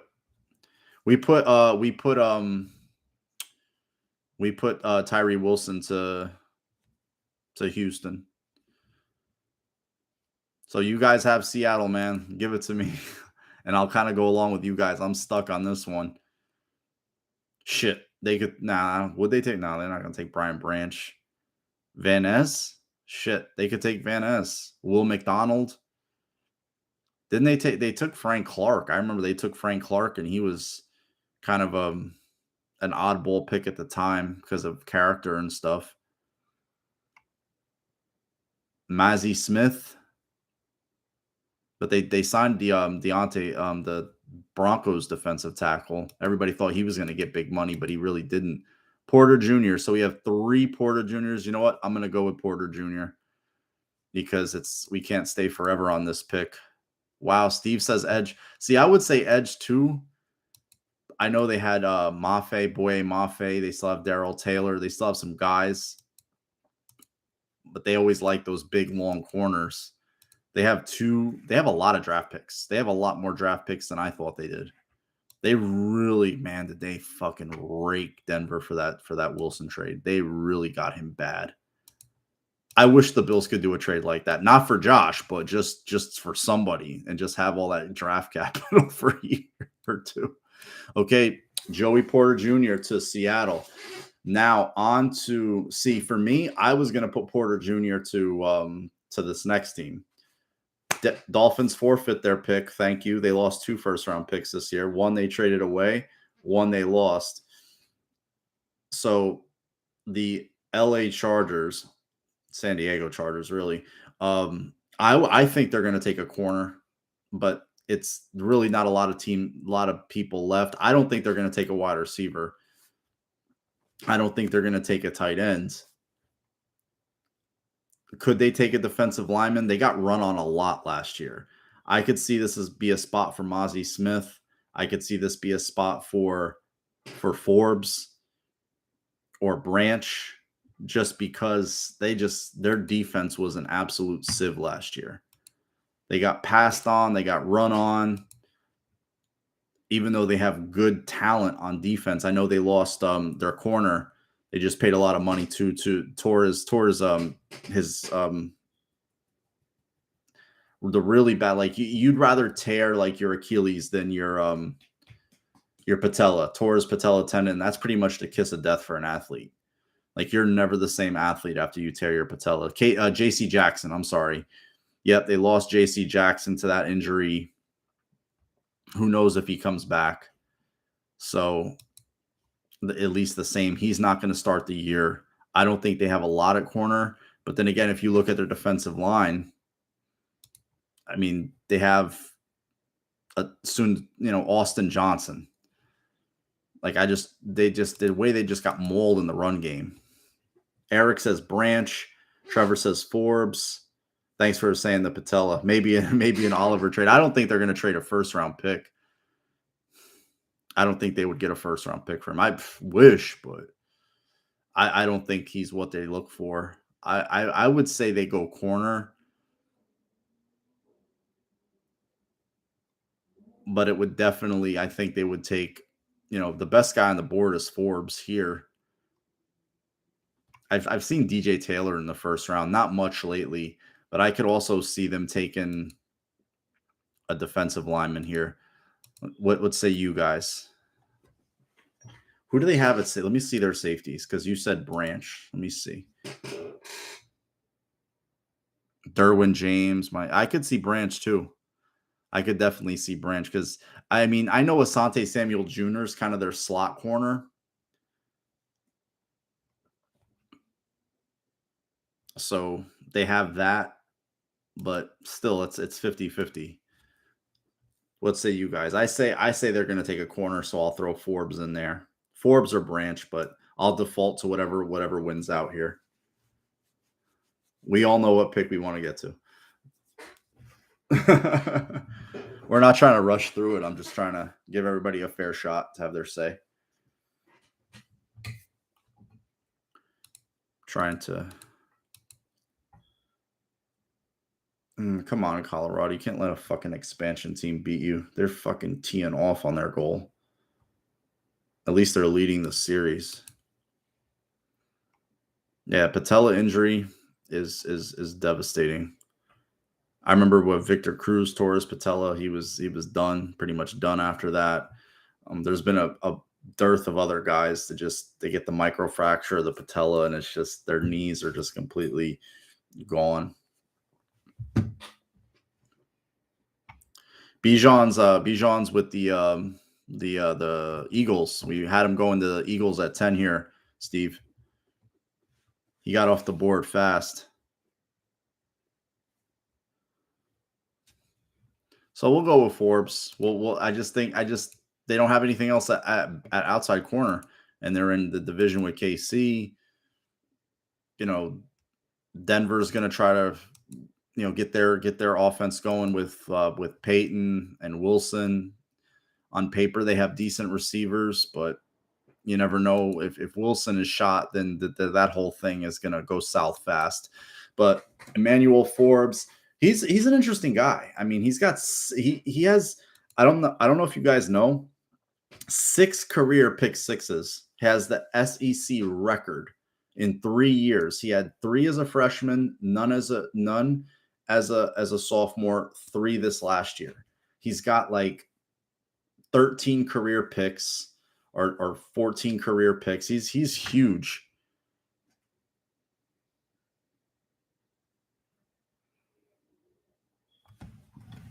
Yeah, I picked Skaronski, but everybody else went Bijan, so I have to default to the majority here. I thought it would be Skaronski, to be honest with you, but Bijan won out, so he won out, man. So we're on to pick 22. Pick 22. And that is the Baltimore Ravens with all their Lamar Jackson drama. OBJ's in the fold. They brought in, I believe, wide receiver from New England. Also, Bateman's coming back after he threw the former strength coach in the volcano. I think they need a corner here, but I don't think there's a corner left on the board. I know they love Bama guys, but they have some say. I mean, they just drafted Kyle Hamilton. I don't think they would go back-to-back safety. I don't know if Kancey fits their scheme because of his size. Could Mozzie Smith be the pick here? They lost Calais Campbell. But could it be Branch because he can play? Could it be Van Ness, an edge guy? It's tough. Could it be Jahmyr Gibbs? I know their running backs had a lot of injuries. None of them have contracts past this year. Jahmyr Gibbs is an Alabama guy. I don't care what anybody says. I don't care if the GM is DaCosta. Ozzie Newsome still has a lot of say in that draft room, and he's still in that press box on game day. And if he's not in the press box, then I'll believe that it's DaCosta's show. Eric says Van Ness. Could it be Brian Bursey out of Clemson? He's still there. Mozzie Smith from Michigan. He's kind of that late first round, early second round type of dude. The way they have him ranked up, Keon White is still here. He was invited to Kate. Let's not. He was invited to the draft. So I'm not saying we have to put him in the first round, but let's just keep that in mind. The NFL kind of has a pulse of where these guys are going to go and not go. So Steve says Bercy. So it's kind of defensive, going towards defensive linemen. They don't really have, like, I look at their roster, they don't really have a lot of tenure, or I know they drafted Travis Jones last year in round 3, but outside of that, they don't have a lot of youth. Michael Pierce is, 30. He's more of a one tech nose guy. Brian Urban is a kind of just a journeyman. So I just don't see them having a lot. I'm going to say they take Brian Brzee from Clemson. Sanders is possible. I think they just, they have Roquan Smith. They drafted those 2 edge guys, Owe and David Ajobo, the kid who remember the kid, the Michigan kid who tore his Achilles at his pro day, and he came back and played a little bit. They drafted him in the 2nd round, Eric. They have him. They have Patrick Queen. So they have guys there that they've allocated money to. I would say it's going to be a defensive. That's just me personally. I think it would probably be Brzee or Mozzie Smith. But you never know. Like, if one of the corners was still there, I would take one of the corners for them. Because I don't think none of the corners that are left are going to be. Oh, DJ Turner. I'm going to say Brzee. One more person will do it if it's Brzee. He's got a funny name. Actually, he was on Thursday, I think he's a dark horse pick for the Bills, actually. That's just from me to you. You heard it here first.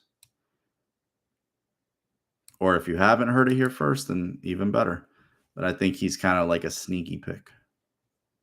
A sneaky could-be pick. Just because the Bills have no defensive tackles under contract after this year.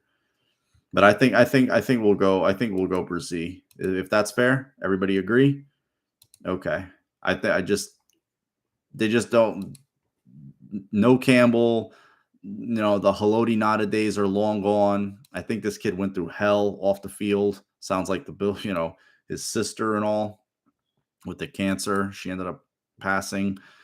So, he had injuries, was playing with like one of those harnesses that we saw pretty much every Bills defensive lineman playing with, or interior defensive lineman. The Minnesota Vikings. Now, the Minnesota Vikings are interesting. Could they go with Hendon Hooker? Could they go defense here? Could they take – they're not going to take one of the tight ends. Could they take one of the wide receivers? They released Adam Thielen. I know they have Jefferson, but they don't have a lot else next to him. And Jefferson's going to get paid. Jefferson's going to get the biggest wide receiver contract in NFL history. But also, we pretty much know Cousins is in his last year. Their defense was awful last year. Could they take Van Ness? Zadarius Smith is kind of like, could be on the outs, could get cut. Could they the running back could get Dalvin Cook could get released because of money.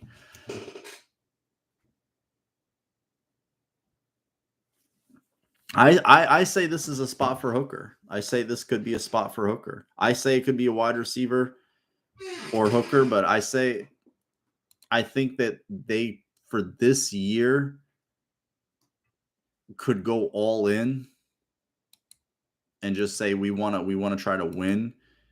Hooker's good, but he's not going to play.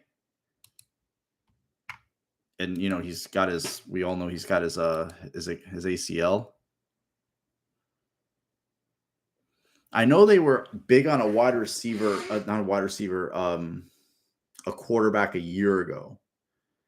I just can't remember which one. I don't know if it was last year or this year, but if they take Hooker, it does not shock me. I think definitely could be Hooker. And their defense was bad, but they have an offensive coach, a former quarterback. He's going to want to put his stamp on it. The GM's going to want to put his stamp on it. You know how this works. We've all seen it. There's very rare cases was like the Giants where new people come in and they kind of roll with the old regime's guy. He kind of proves himself out like Jones did in a way, good enough to get, a decent deal. 3 years, definitely not a long-term deal, but a nice little deal. But I could see Hooker here. I could see Addison here. One of the two. No, I can see Hooker. I'm not arguing against him. I can see it. And plus, Cousins not young. The contract. Matt says Addison. I think it's going to be Hooker. This one's tough. Imagine being in a room and picking for the Bills. We'd all be fucked. We'd be like, oh man, Hooker. Okay. Johnny says Van Ness. I could see that because of Zadarius Smith. They could say, you know what, we want to go all in with this team, and then next year we'll strip it down and kind of reboot. I could see that, but I could see Hooker. So they have a guy ready to roll, but do they feel like they're giving this year's team the best chance? Okay, so I think we have enough Hookers. We're going to go with Hendon Hooker. So the ideal situation for the Bills is that 5 quarterbacks and a running back go ahead, which drives a lot of, I'm tired of seeing these first-round running backs to the Bills. So now another interesting spot, the Jacksonville Jaguars, upstart Jacksonville Jaguars, 4 interceptions in the first half against the LA Chargers, only to come back and win against the LA Chargers, which was an insane game to watch. 3 picks away from the Bills, Jacksonville. I think personally, this isn't going to be, I think they can go one of two ways here. I think they can go secondary at safety with Brian Branch or offensive tackle with Anton Harrison. They lost Jawan Taylor in free agency to KC. They don't have a lot in the middle of the field. I could see guard or center, but they have that one center, the Tennessee, the Kentucky kid. He played every snap for them last year. He was one of the guys Levis lost that really hurt him. I remember hearing him talk about losing this guy, Luke something. Luke Fortner. He was a rookie last year, played every snap, played all 17 games. They raved about him down there. I don't know if Doug Peterson and the one cat have guard, but I could definitely see them taking a safety or Branch, or potentially maybe they took an edge last year, or a tackle. They just have Cam Robinson, Walker Little. I know they have Josh Wells. I know he started a lot of games for Tampa, but he's 32 years old. Is he a swing tackle for them? Maybe. Cam Smith. Oh, Michael Mayer, you go tight end. That could be too, because you look back with Doug Peterson in Philly, Zach Ertz. You have Zach Ertz. You have Goddard. They don't really have that work in there. They're about to also give Evan Ingram a lot of money. They franchised him. So we have 2 Michael Mayers. We have 1 tackle, 1 corner. Yeah, see, I don't think none of the corners that are left are first-round guys. Do I like some of them later on? Hell yeah. My favorite guy right now that's left is Brent's, just because of his length. Ringo is frustrating because he worked out like it. Oh man, like he looks the part, looks great in his uniform, got the dreads flowing, ran the sub 4.4. It's just sometimes he just looks like he doesn't play to that athleticism. I know Clark Phillips is kind of one of those smaller, like feisty guys, but when you're at the boundary corner, I'm sorry, I don't want Aaron Glenn out there. I want fucking I want Rogers Cromartie. I need a stork.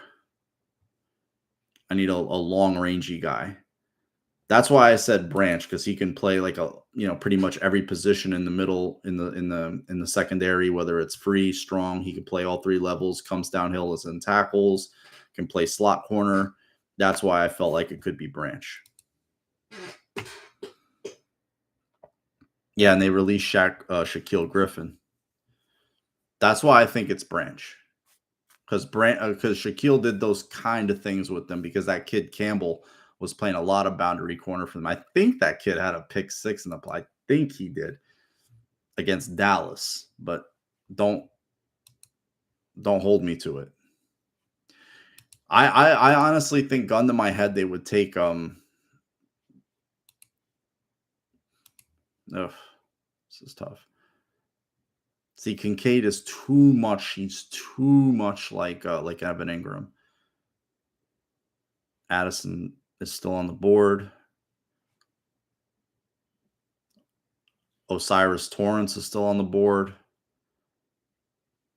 Mozzie Smith. Branch.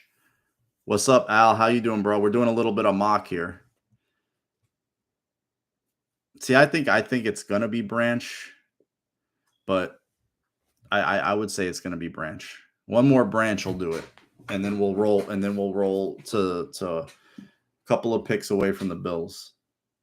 Okay, so I just think that fits them well right now, but you never know. You never know what that one guy, former 49er, when they sit down and they start talking with Tony Khan and Shad, like they could think safety's not sexy and do some crazy shit. Now, I think we're all unanimous. I think this is going to be a unanimous pick. If you watch the New York Giants last year, their wide receiver situation, Jordan Addison is there. It's like they need a cornerback bad too. Don't get me wrong. They need a corner. But I think they would but they have a bunch of one-year dudes, pretty much. Everybody they signed was pretty much like the Bills. They brought everybody back on one-year deals at corner. I think it's going to be Addison. 100%. 100%. They had way too many injuries at that position. They signed Jones. We know who their head coach is.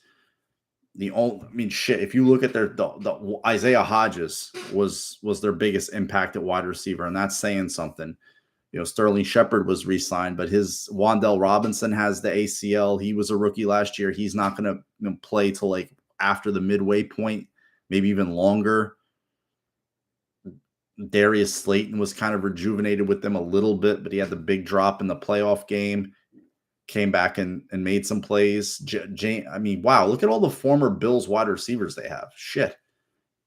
Jamison Crowder, Paris Campbell. Yeah, I think this is definitely going to be Addison. Yeah.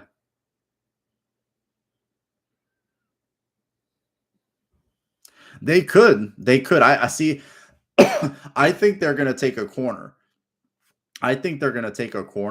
When all's said and done. But for this, what we're doing, we're just going by like the room, everybody's opinion here. Now, if there was Banks here or Porter Jr., I'm putting them there first. I mean, if you want to link that in the room, Steve, I'll be glad to listen to it, because I'll listen to it. I know Sims is plugged in very well there. His dad is still, and they get tidbits. So I like, that's pretty much my whole life is listening to these types of podcasts. But Jordan Addison to the Giants. Now the Dallas Cowboys. A lot of things could happen here. You could have the first tight end come off the board here, even though Hendershot and Jake Ferguson were nice. They were nice, little finds for them in the late rounds, undrafted free agency. Could Jahmyr Gibbs come off the board here? Pair him up with Tony Pollard, who's coming off that ankle, but they franchised him. But you know how they want to, they want to run the ball. Could a defensive lineman, could an edge rusher come off the board? Van Ness, Will McDonald. Dexter Lawrence has got a lot of money and some age on him. Michael Mayer, I could see Mayer. Oh, thanks, Steve. I appreciate it, bro. I'm gonna just open the tab and I'm gonna mute it. Sorry, bro. Sorry, bro. So Michael Mayer. I could see Mayer. I see Mayer here. I'll go with Mayer 100%. I could see Mayer or detaching Kincaid, but I think they'd want the more traditional guy. So I'll go with Mayer because I saw Mayer's comp and it was crazy. It was fuck. My God. Somebody shoot me. Somebody shoot me. Witten. Witten. So yep, he was like his comp. So I think we have how many for Mayer? 3 or 4 so far. Okay, so we're gonna go Michael Mayer to the Dallas Cowboys. Now, at pick 27, our beloved Buffalo Bills are on the clock. PFF says D-line, linebacker, and corner, which is, I don't see that. The wide receivers left, Quentin Johnston. I don't know if any of us like that. Dalton Kincaid is still there. I don't know if any of us like that. But maybe. Van Ness is still there. Will McDonald is still there. Mozzie Smith is still there. Drew Sanders. Darnell Washington. Keon White.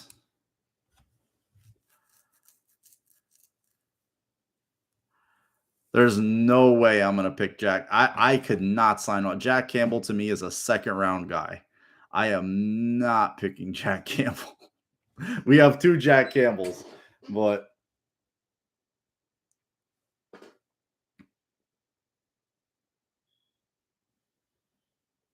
yeah, I'm not a Josh Downs guy at 27. I think he's a second round would be great. But for me, but again, this is what the room with what you guys say, man. So I got to roll with the room. I just could not like Jack Campbell is like I have to take for me it would be Sanders.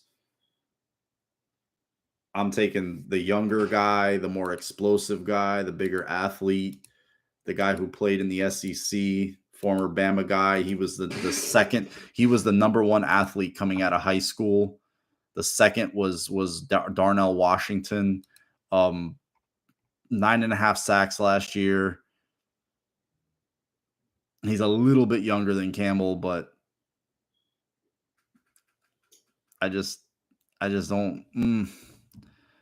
I just think there's a lot of people who are chasing that Shane Conlon-esque middle linebacker, and that's great, but I would just want something a little bit more dynamic.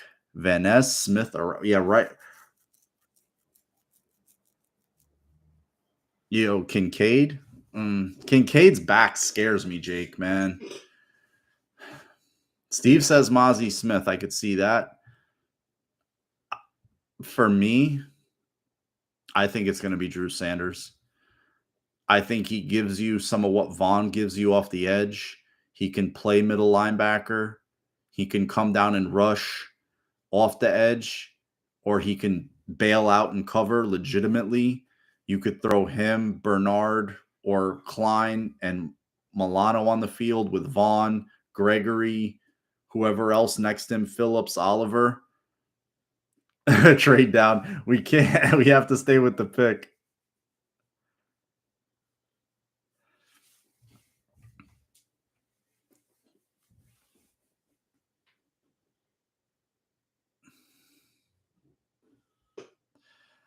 I think he's a better natural pass rusher than Edmonds. Way better. Coming out of school. See, that's the thing is the trade down. It's like somebody's got to want to come up. And who are they coming up for? Like, who's trading up and for what? Like if Hendon Hooker's there, okay. Could I see a team wanting to trade up to get to have the 5th-year option potential on a quarterback? Absolutely. But if you're, I don't know, like the guy with some of the biggest upside as a rusher who never started a damn game and played special teams, but still managed to accumulate 14 sacks was Van Ness.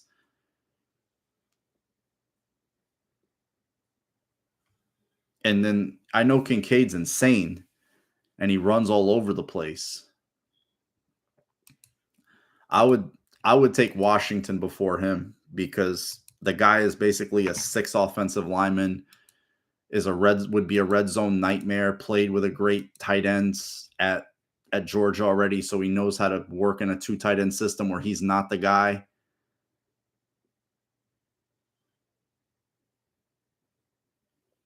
And Josh just gives this guys chances, and I think he would be the kind of guy that would get chances from Josh, especially in the red zone. I just don't think they're trading up at all.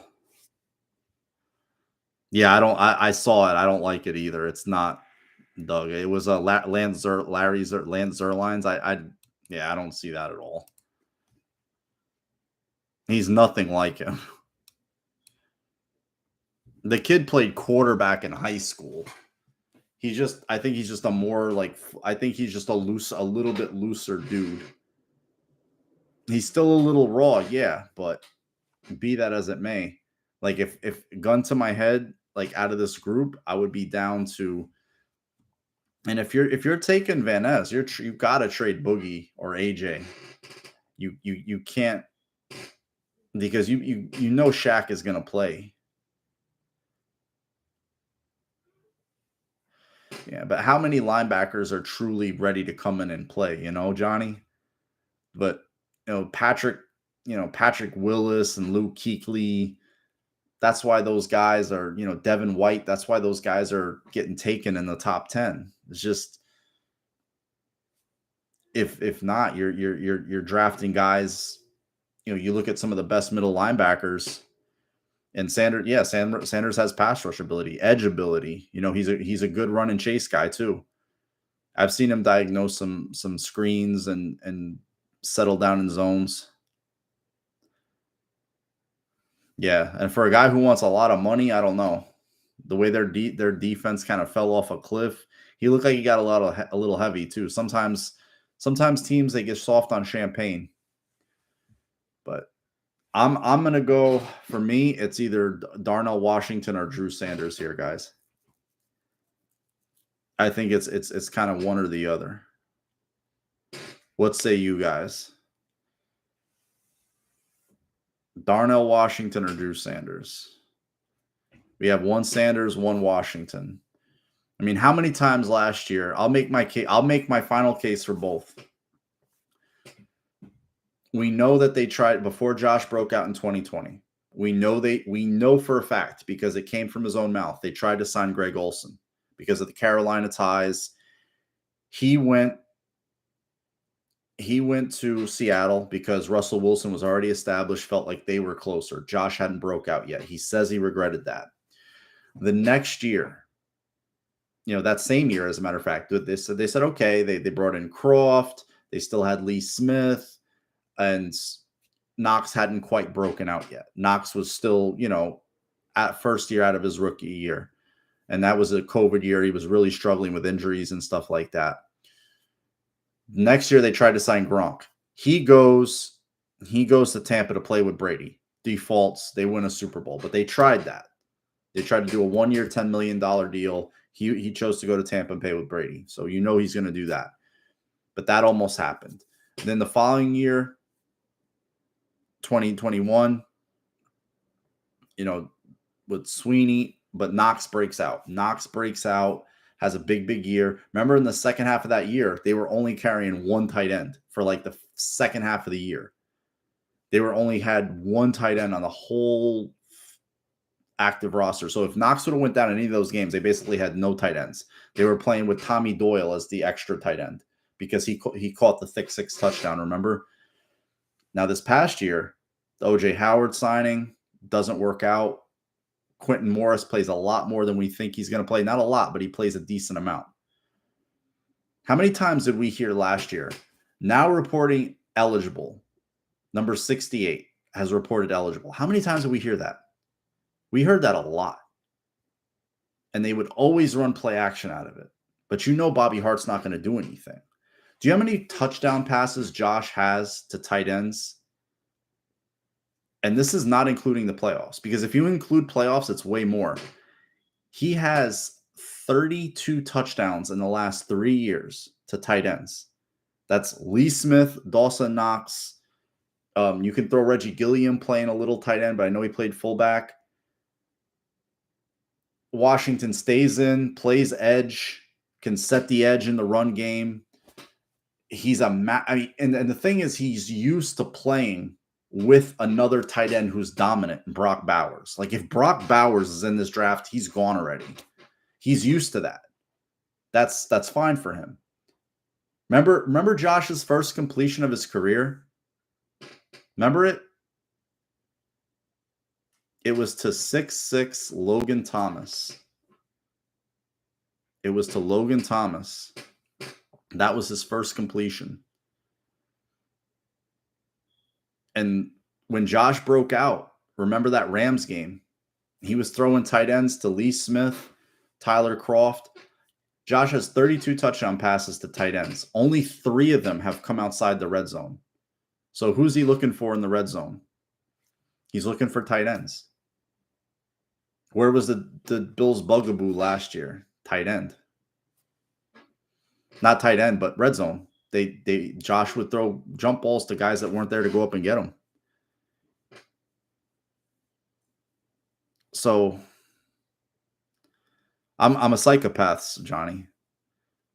And he's the equivalent of playing with a 6 tight end. And unsolicited, I remember unsolicited a few times. You go back and watch the draft that when they were at Indy for the combine. Unsolicited, Brandon Beane starts talking about, well, you like an extra tight end if you feel like the defense is going to be on their heels. Is he going to stand and block? Is he going to go out and catch? And what that also does, it frees up Knox. Knox can go, he can detach, he can be in line. Are they going to run? And you know what? You know the problem now for the defense is, do we stay in base? Do we stay in nickel? Are we in base? Are we in nickel? Are they going to run? Are they going to pass? It does. Guess what? The Bills can do either out of that. I know it's not sexy, but I think you would either you take 2 guys who can do a lot of different things, one on either side of the ball. Sanders can go to the edge and rush. He can play conventional linebacker.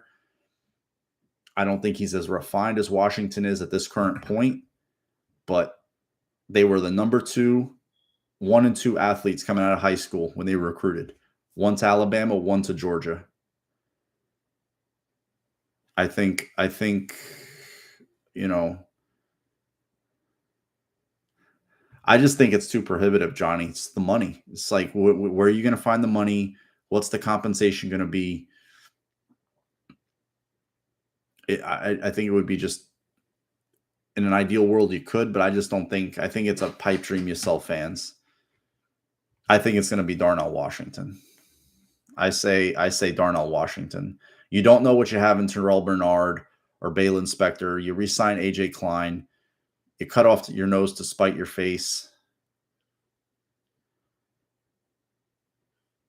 But didn't the Eagles win a Super Bowl playing 2 tight ends? Remember? They had Goddard. They had Ertz, right? Goddard and Ertz. Remember, the Patriots had no problem with Gronk and Hernandez. Why can't the Bills do it? You know what I mean? You can play with multiple receivers. Why can't you play with multiple tight ends? Especially a tight end who basically helps your run game, keeps people off of Josh, right? Helps your right tackle, who you feel like might need a little help occasionally, and then is a matchup nightmare. A 3rd and short, goal line situations, like I think he'd be a nightmare. And then Knox has become a big time target in the red zone. Very comfortable catching passes in the red zone. the dropsies are gone. So yeah, I see. I could see Campbell there, Johnny, in the second round. I could see Campbell there.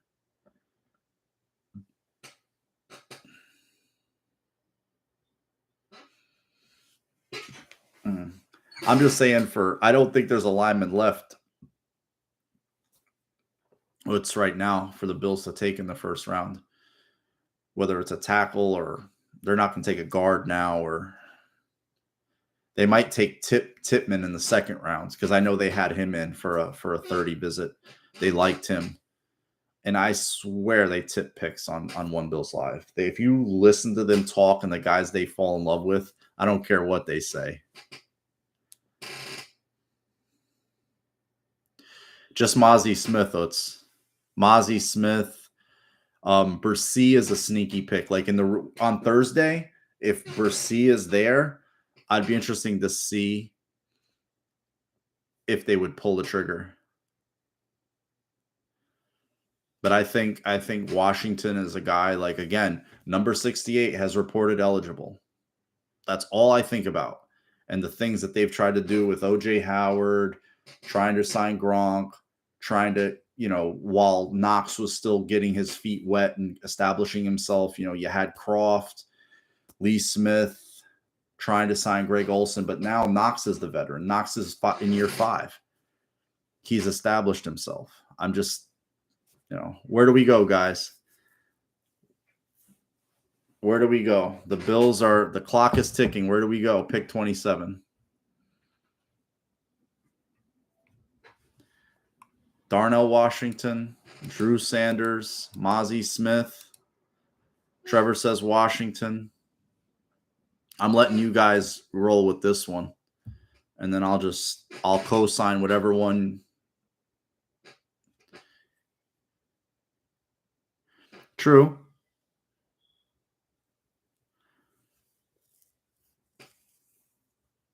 I just think the down in and down out issue of that, Utz, would be a problem for defenses.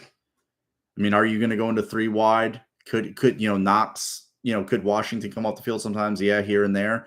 But when he's on the field, I think they want to base out of 12 personnel. That's what they want to do. They want to base out of that. And in those ugly games, those weather games, you have that type of offense with a bigger running back.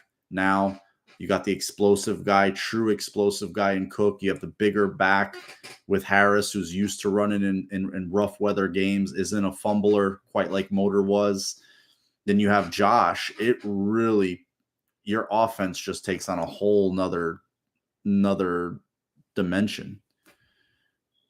Because it's like, oh, fuck, we're going to, they've got Washington in there. Are we going to base our nickel in this game? Because they're going to throw and run out of it. And the defense is going to try to pick their poison, what they're going to do. Let's just put it this way. How much of a nightmare was it when the Bills in 2011, 2012, when we knew that they had to play the Patriots when Gronk and Hernandez were at the height of their powers? And I'm not saying that they can be that. I'm just saying we thought that, fuck, this is going to be a pain in the ass. This is going to be a pain in the ass. And shit, who knows? For all I know, Darnell Washington could be there when the Bills pick in the second round.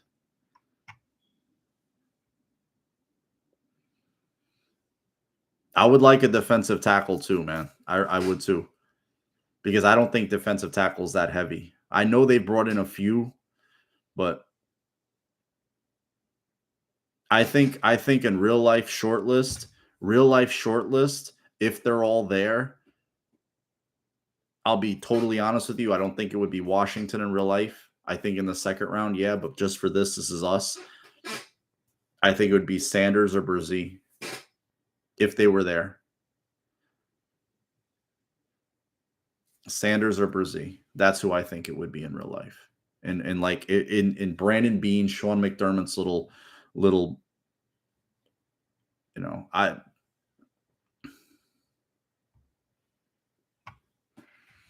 yeah, but you never reach until They brought in McGovern. They re-signed Bucker. They still have Bates, Morris. That's five guys off the rip, just off the top of my head. So how many are you going to carry into the season? They did not sign a tight end at all. Let's just put it that way. They didn't sign a tight end at all. They don't have any outside tight ends. They just Zach Davison was a practice squad guy, Knox and Morrison. They brought in for 30 visits. This is just for top 30 visits. They brought in 8. No, I'm sorry. They brought in 7. Schoonmaker from Michigan, Payne Durham, Croft, who I like.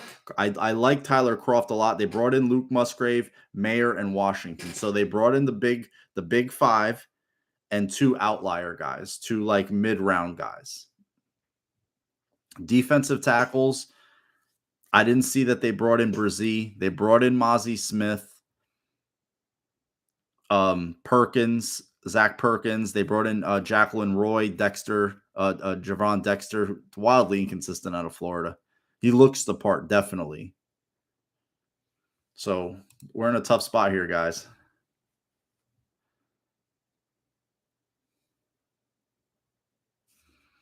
Yeah, I would say tackle. They could still like Tommy Doyle. You know, he tore his ACL playing guard in the Miami game where everybody got hurt in that game. Like the whole, you know, guys were either dehydrated or, you know, he shouldn't have been, you know, a big guy who can't really be in a tackle stance. No, I don't see him lasting too much longer. But that's why, like, they did bring in guys, interior guys for looks, but those are more mid-round guys, like Tippmann, Avila, people like that. So what do you guys want to do here? We're down to it. Had a lot of Washingtons.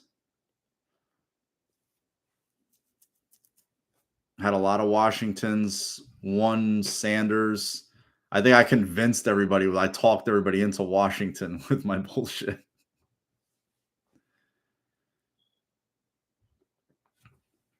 I just look at what they've tried to do in the real world. Like that, they've tried to do that. That's not me making up stories or fanboying it. They've tried to do those things. We've all watched it. We follow this team closer than we follow our own family, and we've seen them do it. And they haven't been able to have that. So that just tells me if they keep chasing it, that's something they want. And if they get a chance to fulfill it, they're going to jump on it. But could they want Drew Sanders and talks about positions that they value and stuff? I could see that too. I could definitely see that. You know, could they just shock us all and take Mozzie? Absolutely. You know, I'm going to listen to the links that, you know, some of you guys put in here and hear some other things and see what happens. So, you know what? Darnell Washington to the Bills at pick 27.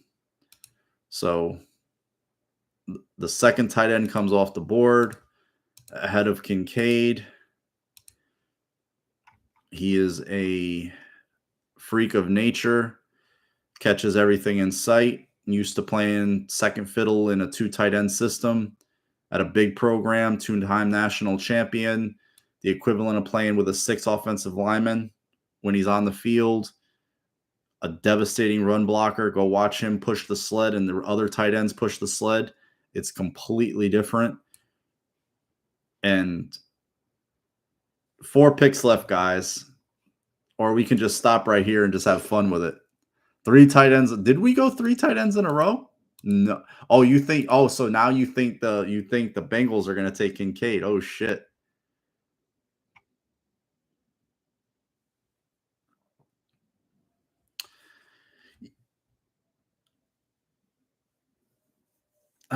I see. For me, it's like the whole thing with Johnny. The whole thing. You think they're going to go O-line with the money they gave Brown and the money they spent last year? They might trade Jonah Williams. I know Lyle Collins has the ACL. I think they could go defense. I think they could definitely go tight ends. They could go Kincaid because they can't imagine him being on the board. They might release Joe Mixon. They could take Gibbs here. That's a possibility. They could take Joe Tippmann here, have a long-term established center, because you want to have a guy, the battery of center quarterback. You hear Josh talk about Morris all the time. This is their 5th year, so you know, I think there's a lot of possibilities, and it must be fascinating. Look at us just talking about like going through it, right? And we're just it's been anywhere between any 4 to 12 guys in the room. Imagine sitting in a fucking like draft room and you're actually doing this for real. That must be crazy.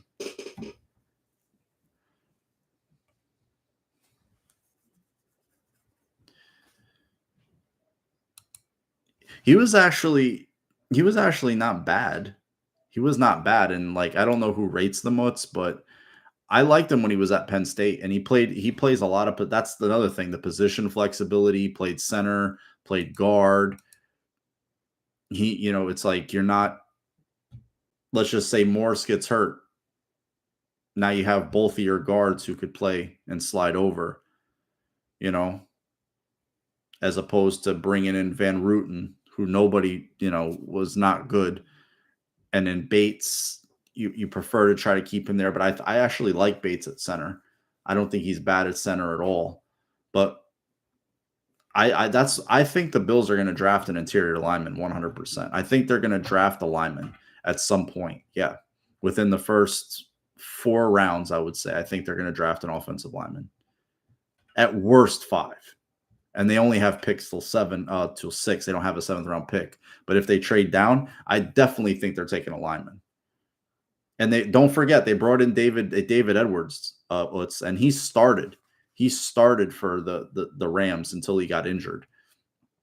Last year, he was one of their starting linemen during the Super Bowl. He played tackle at Wisconsin also, right tackle. So there's another guy.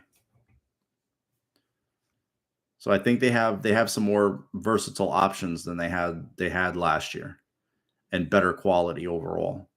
Like another thing too, I like that they're younger. Like you have a guy like Roger Saffold who's older. He needs those veteran days during the week where he's not practicing. What's his body going to be like week 13, 14, 15, 16 to 18, with these guys that are 25, 26, 27, as opposed to a 34-year-old. Much better.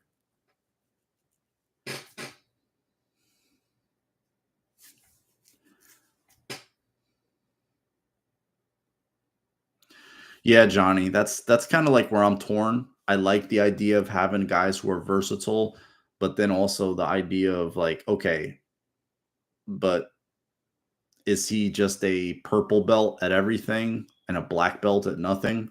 Like I need some black belts. I need some guys with some stripes too. I need ideally some 1st, 3rd, 4th, and 5th degrees somewhere. Otherwise, you just, not everybody's going to be a Pro Bowler. I get it. Not everybody's going to be a fucking, first team All Pro, AP All Pro.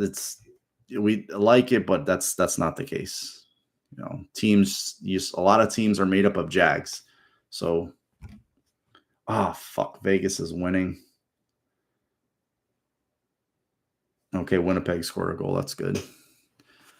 So, kind of winding it down here. If you guys want to continue, we can continue our, Bills pick, and we just could call it a day. It's a little after midnight here on the West Coast on a Monday night. I figured I'd jump on, talk to you guys a little bit, see what your mood is like this offseason. It's just a crazy offseason here in Bills fans talk, just like how this team is going to regress. They've peaked. The division's caught up with them. And I would just ask anybody, name me a team that went through what this team went through last year. And I don't think you'll have one. I don't think I've ever seen one, just unprecedented things like, guys dropping on the field, just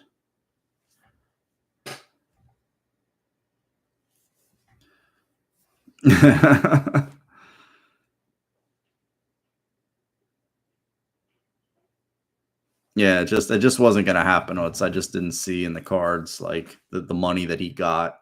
It just wasn't gonna happen. He had to get paid. Oh please, Florio's a clown. He's a clown. That guy is the truck stop bathroom of sports. Like anything for clicks. Like he'll just tweet the most random drizzling shit. It was like all the former blue checks on Twitter bitching how they didn't care about losing. The fact that you're tweeting about not having the blue check shows me you care, motherfucker. Okay? And then it shows me how cheap you are. Where okay, the lay person will pay $8 or whatever to verify themselves, but you're too good or you're too principled to do it. Nah, you're too fucking cheap and too much of a douchebag. Relax.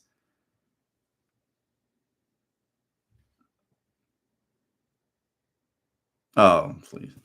Miami. What's up, Chris? How you doing, bro?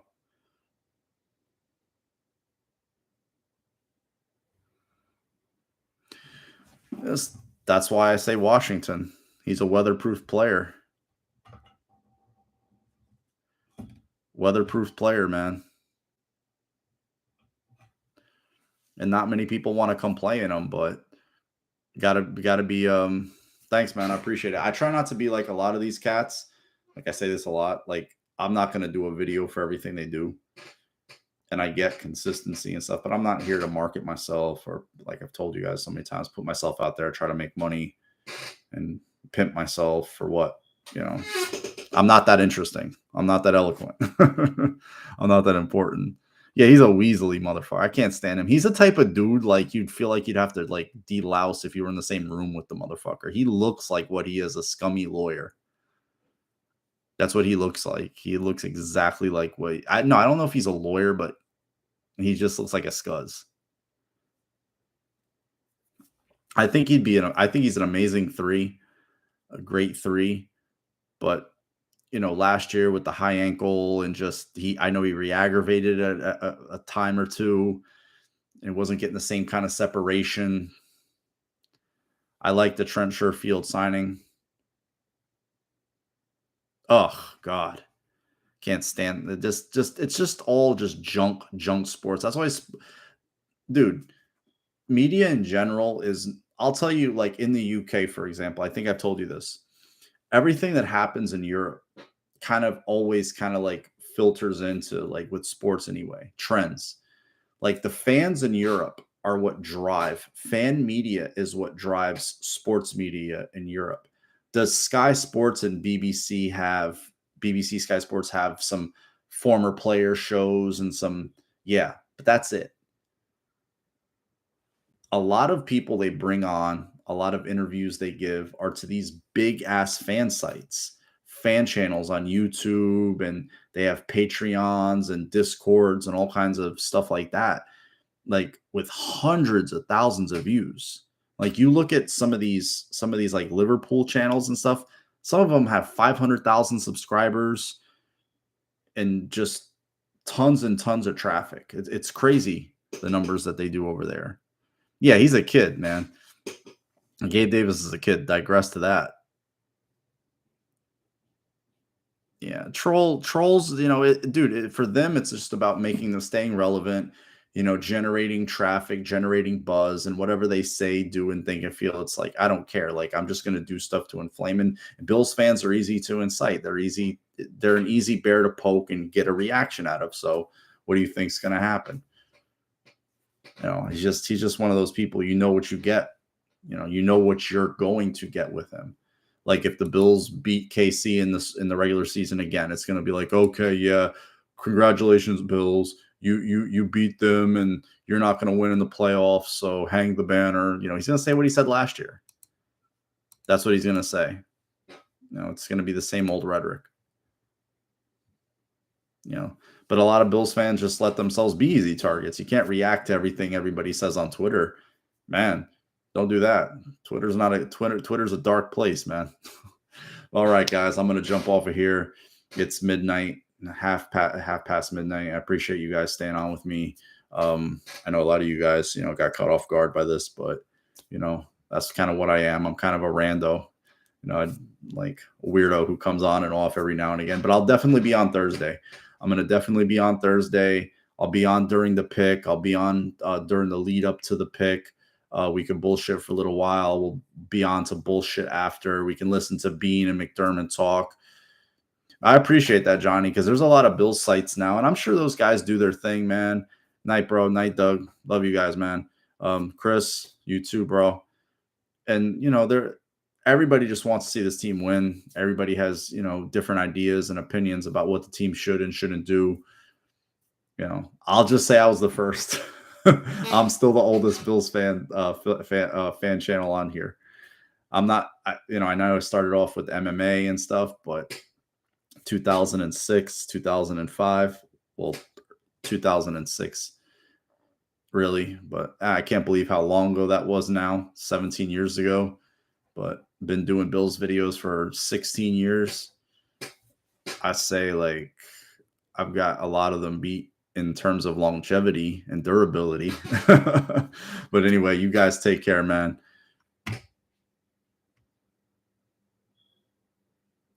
Yeah, and I don't, you know what? Guy's gonna grab a buck, and if people want to take it if people want to give them money, who am I to say for what people want to do with the money?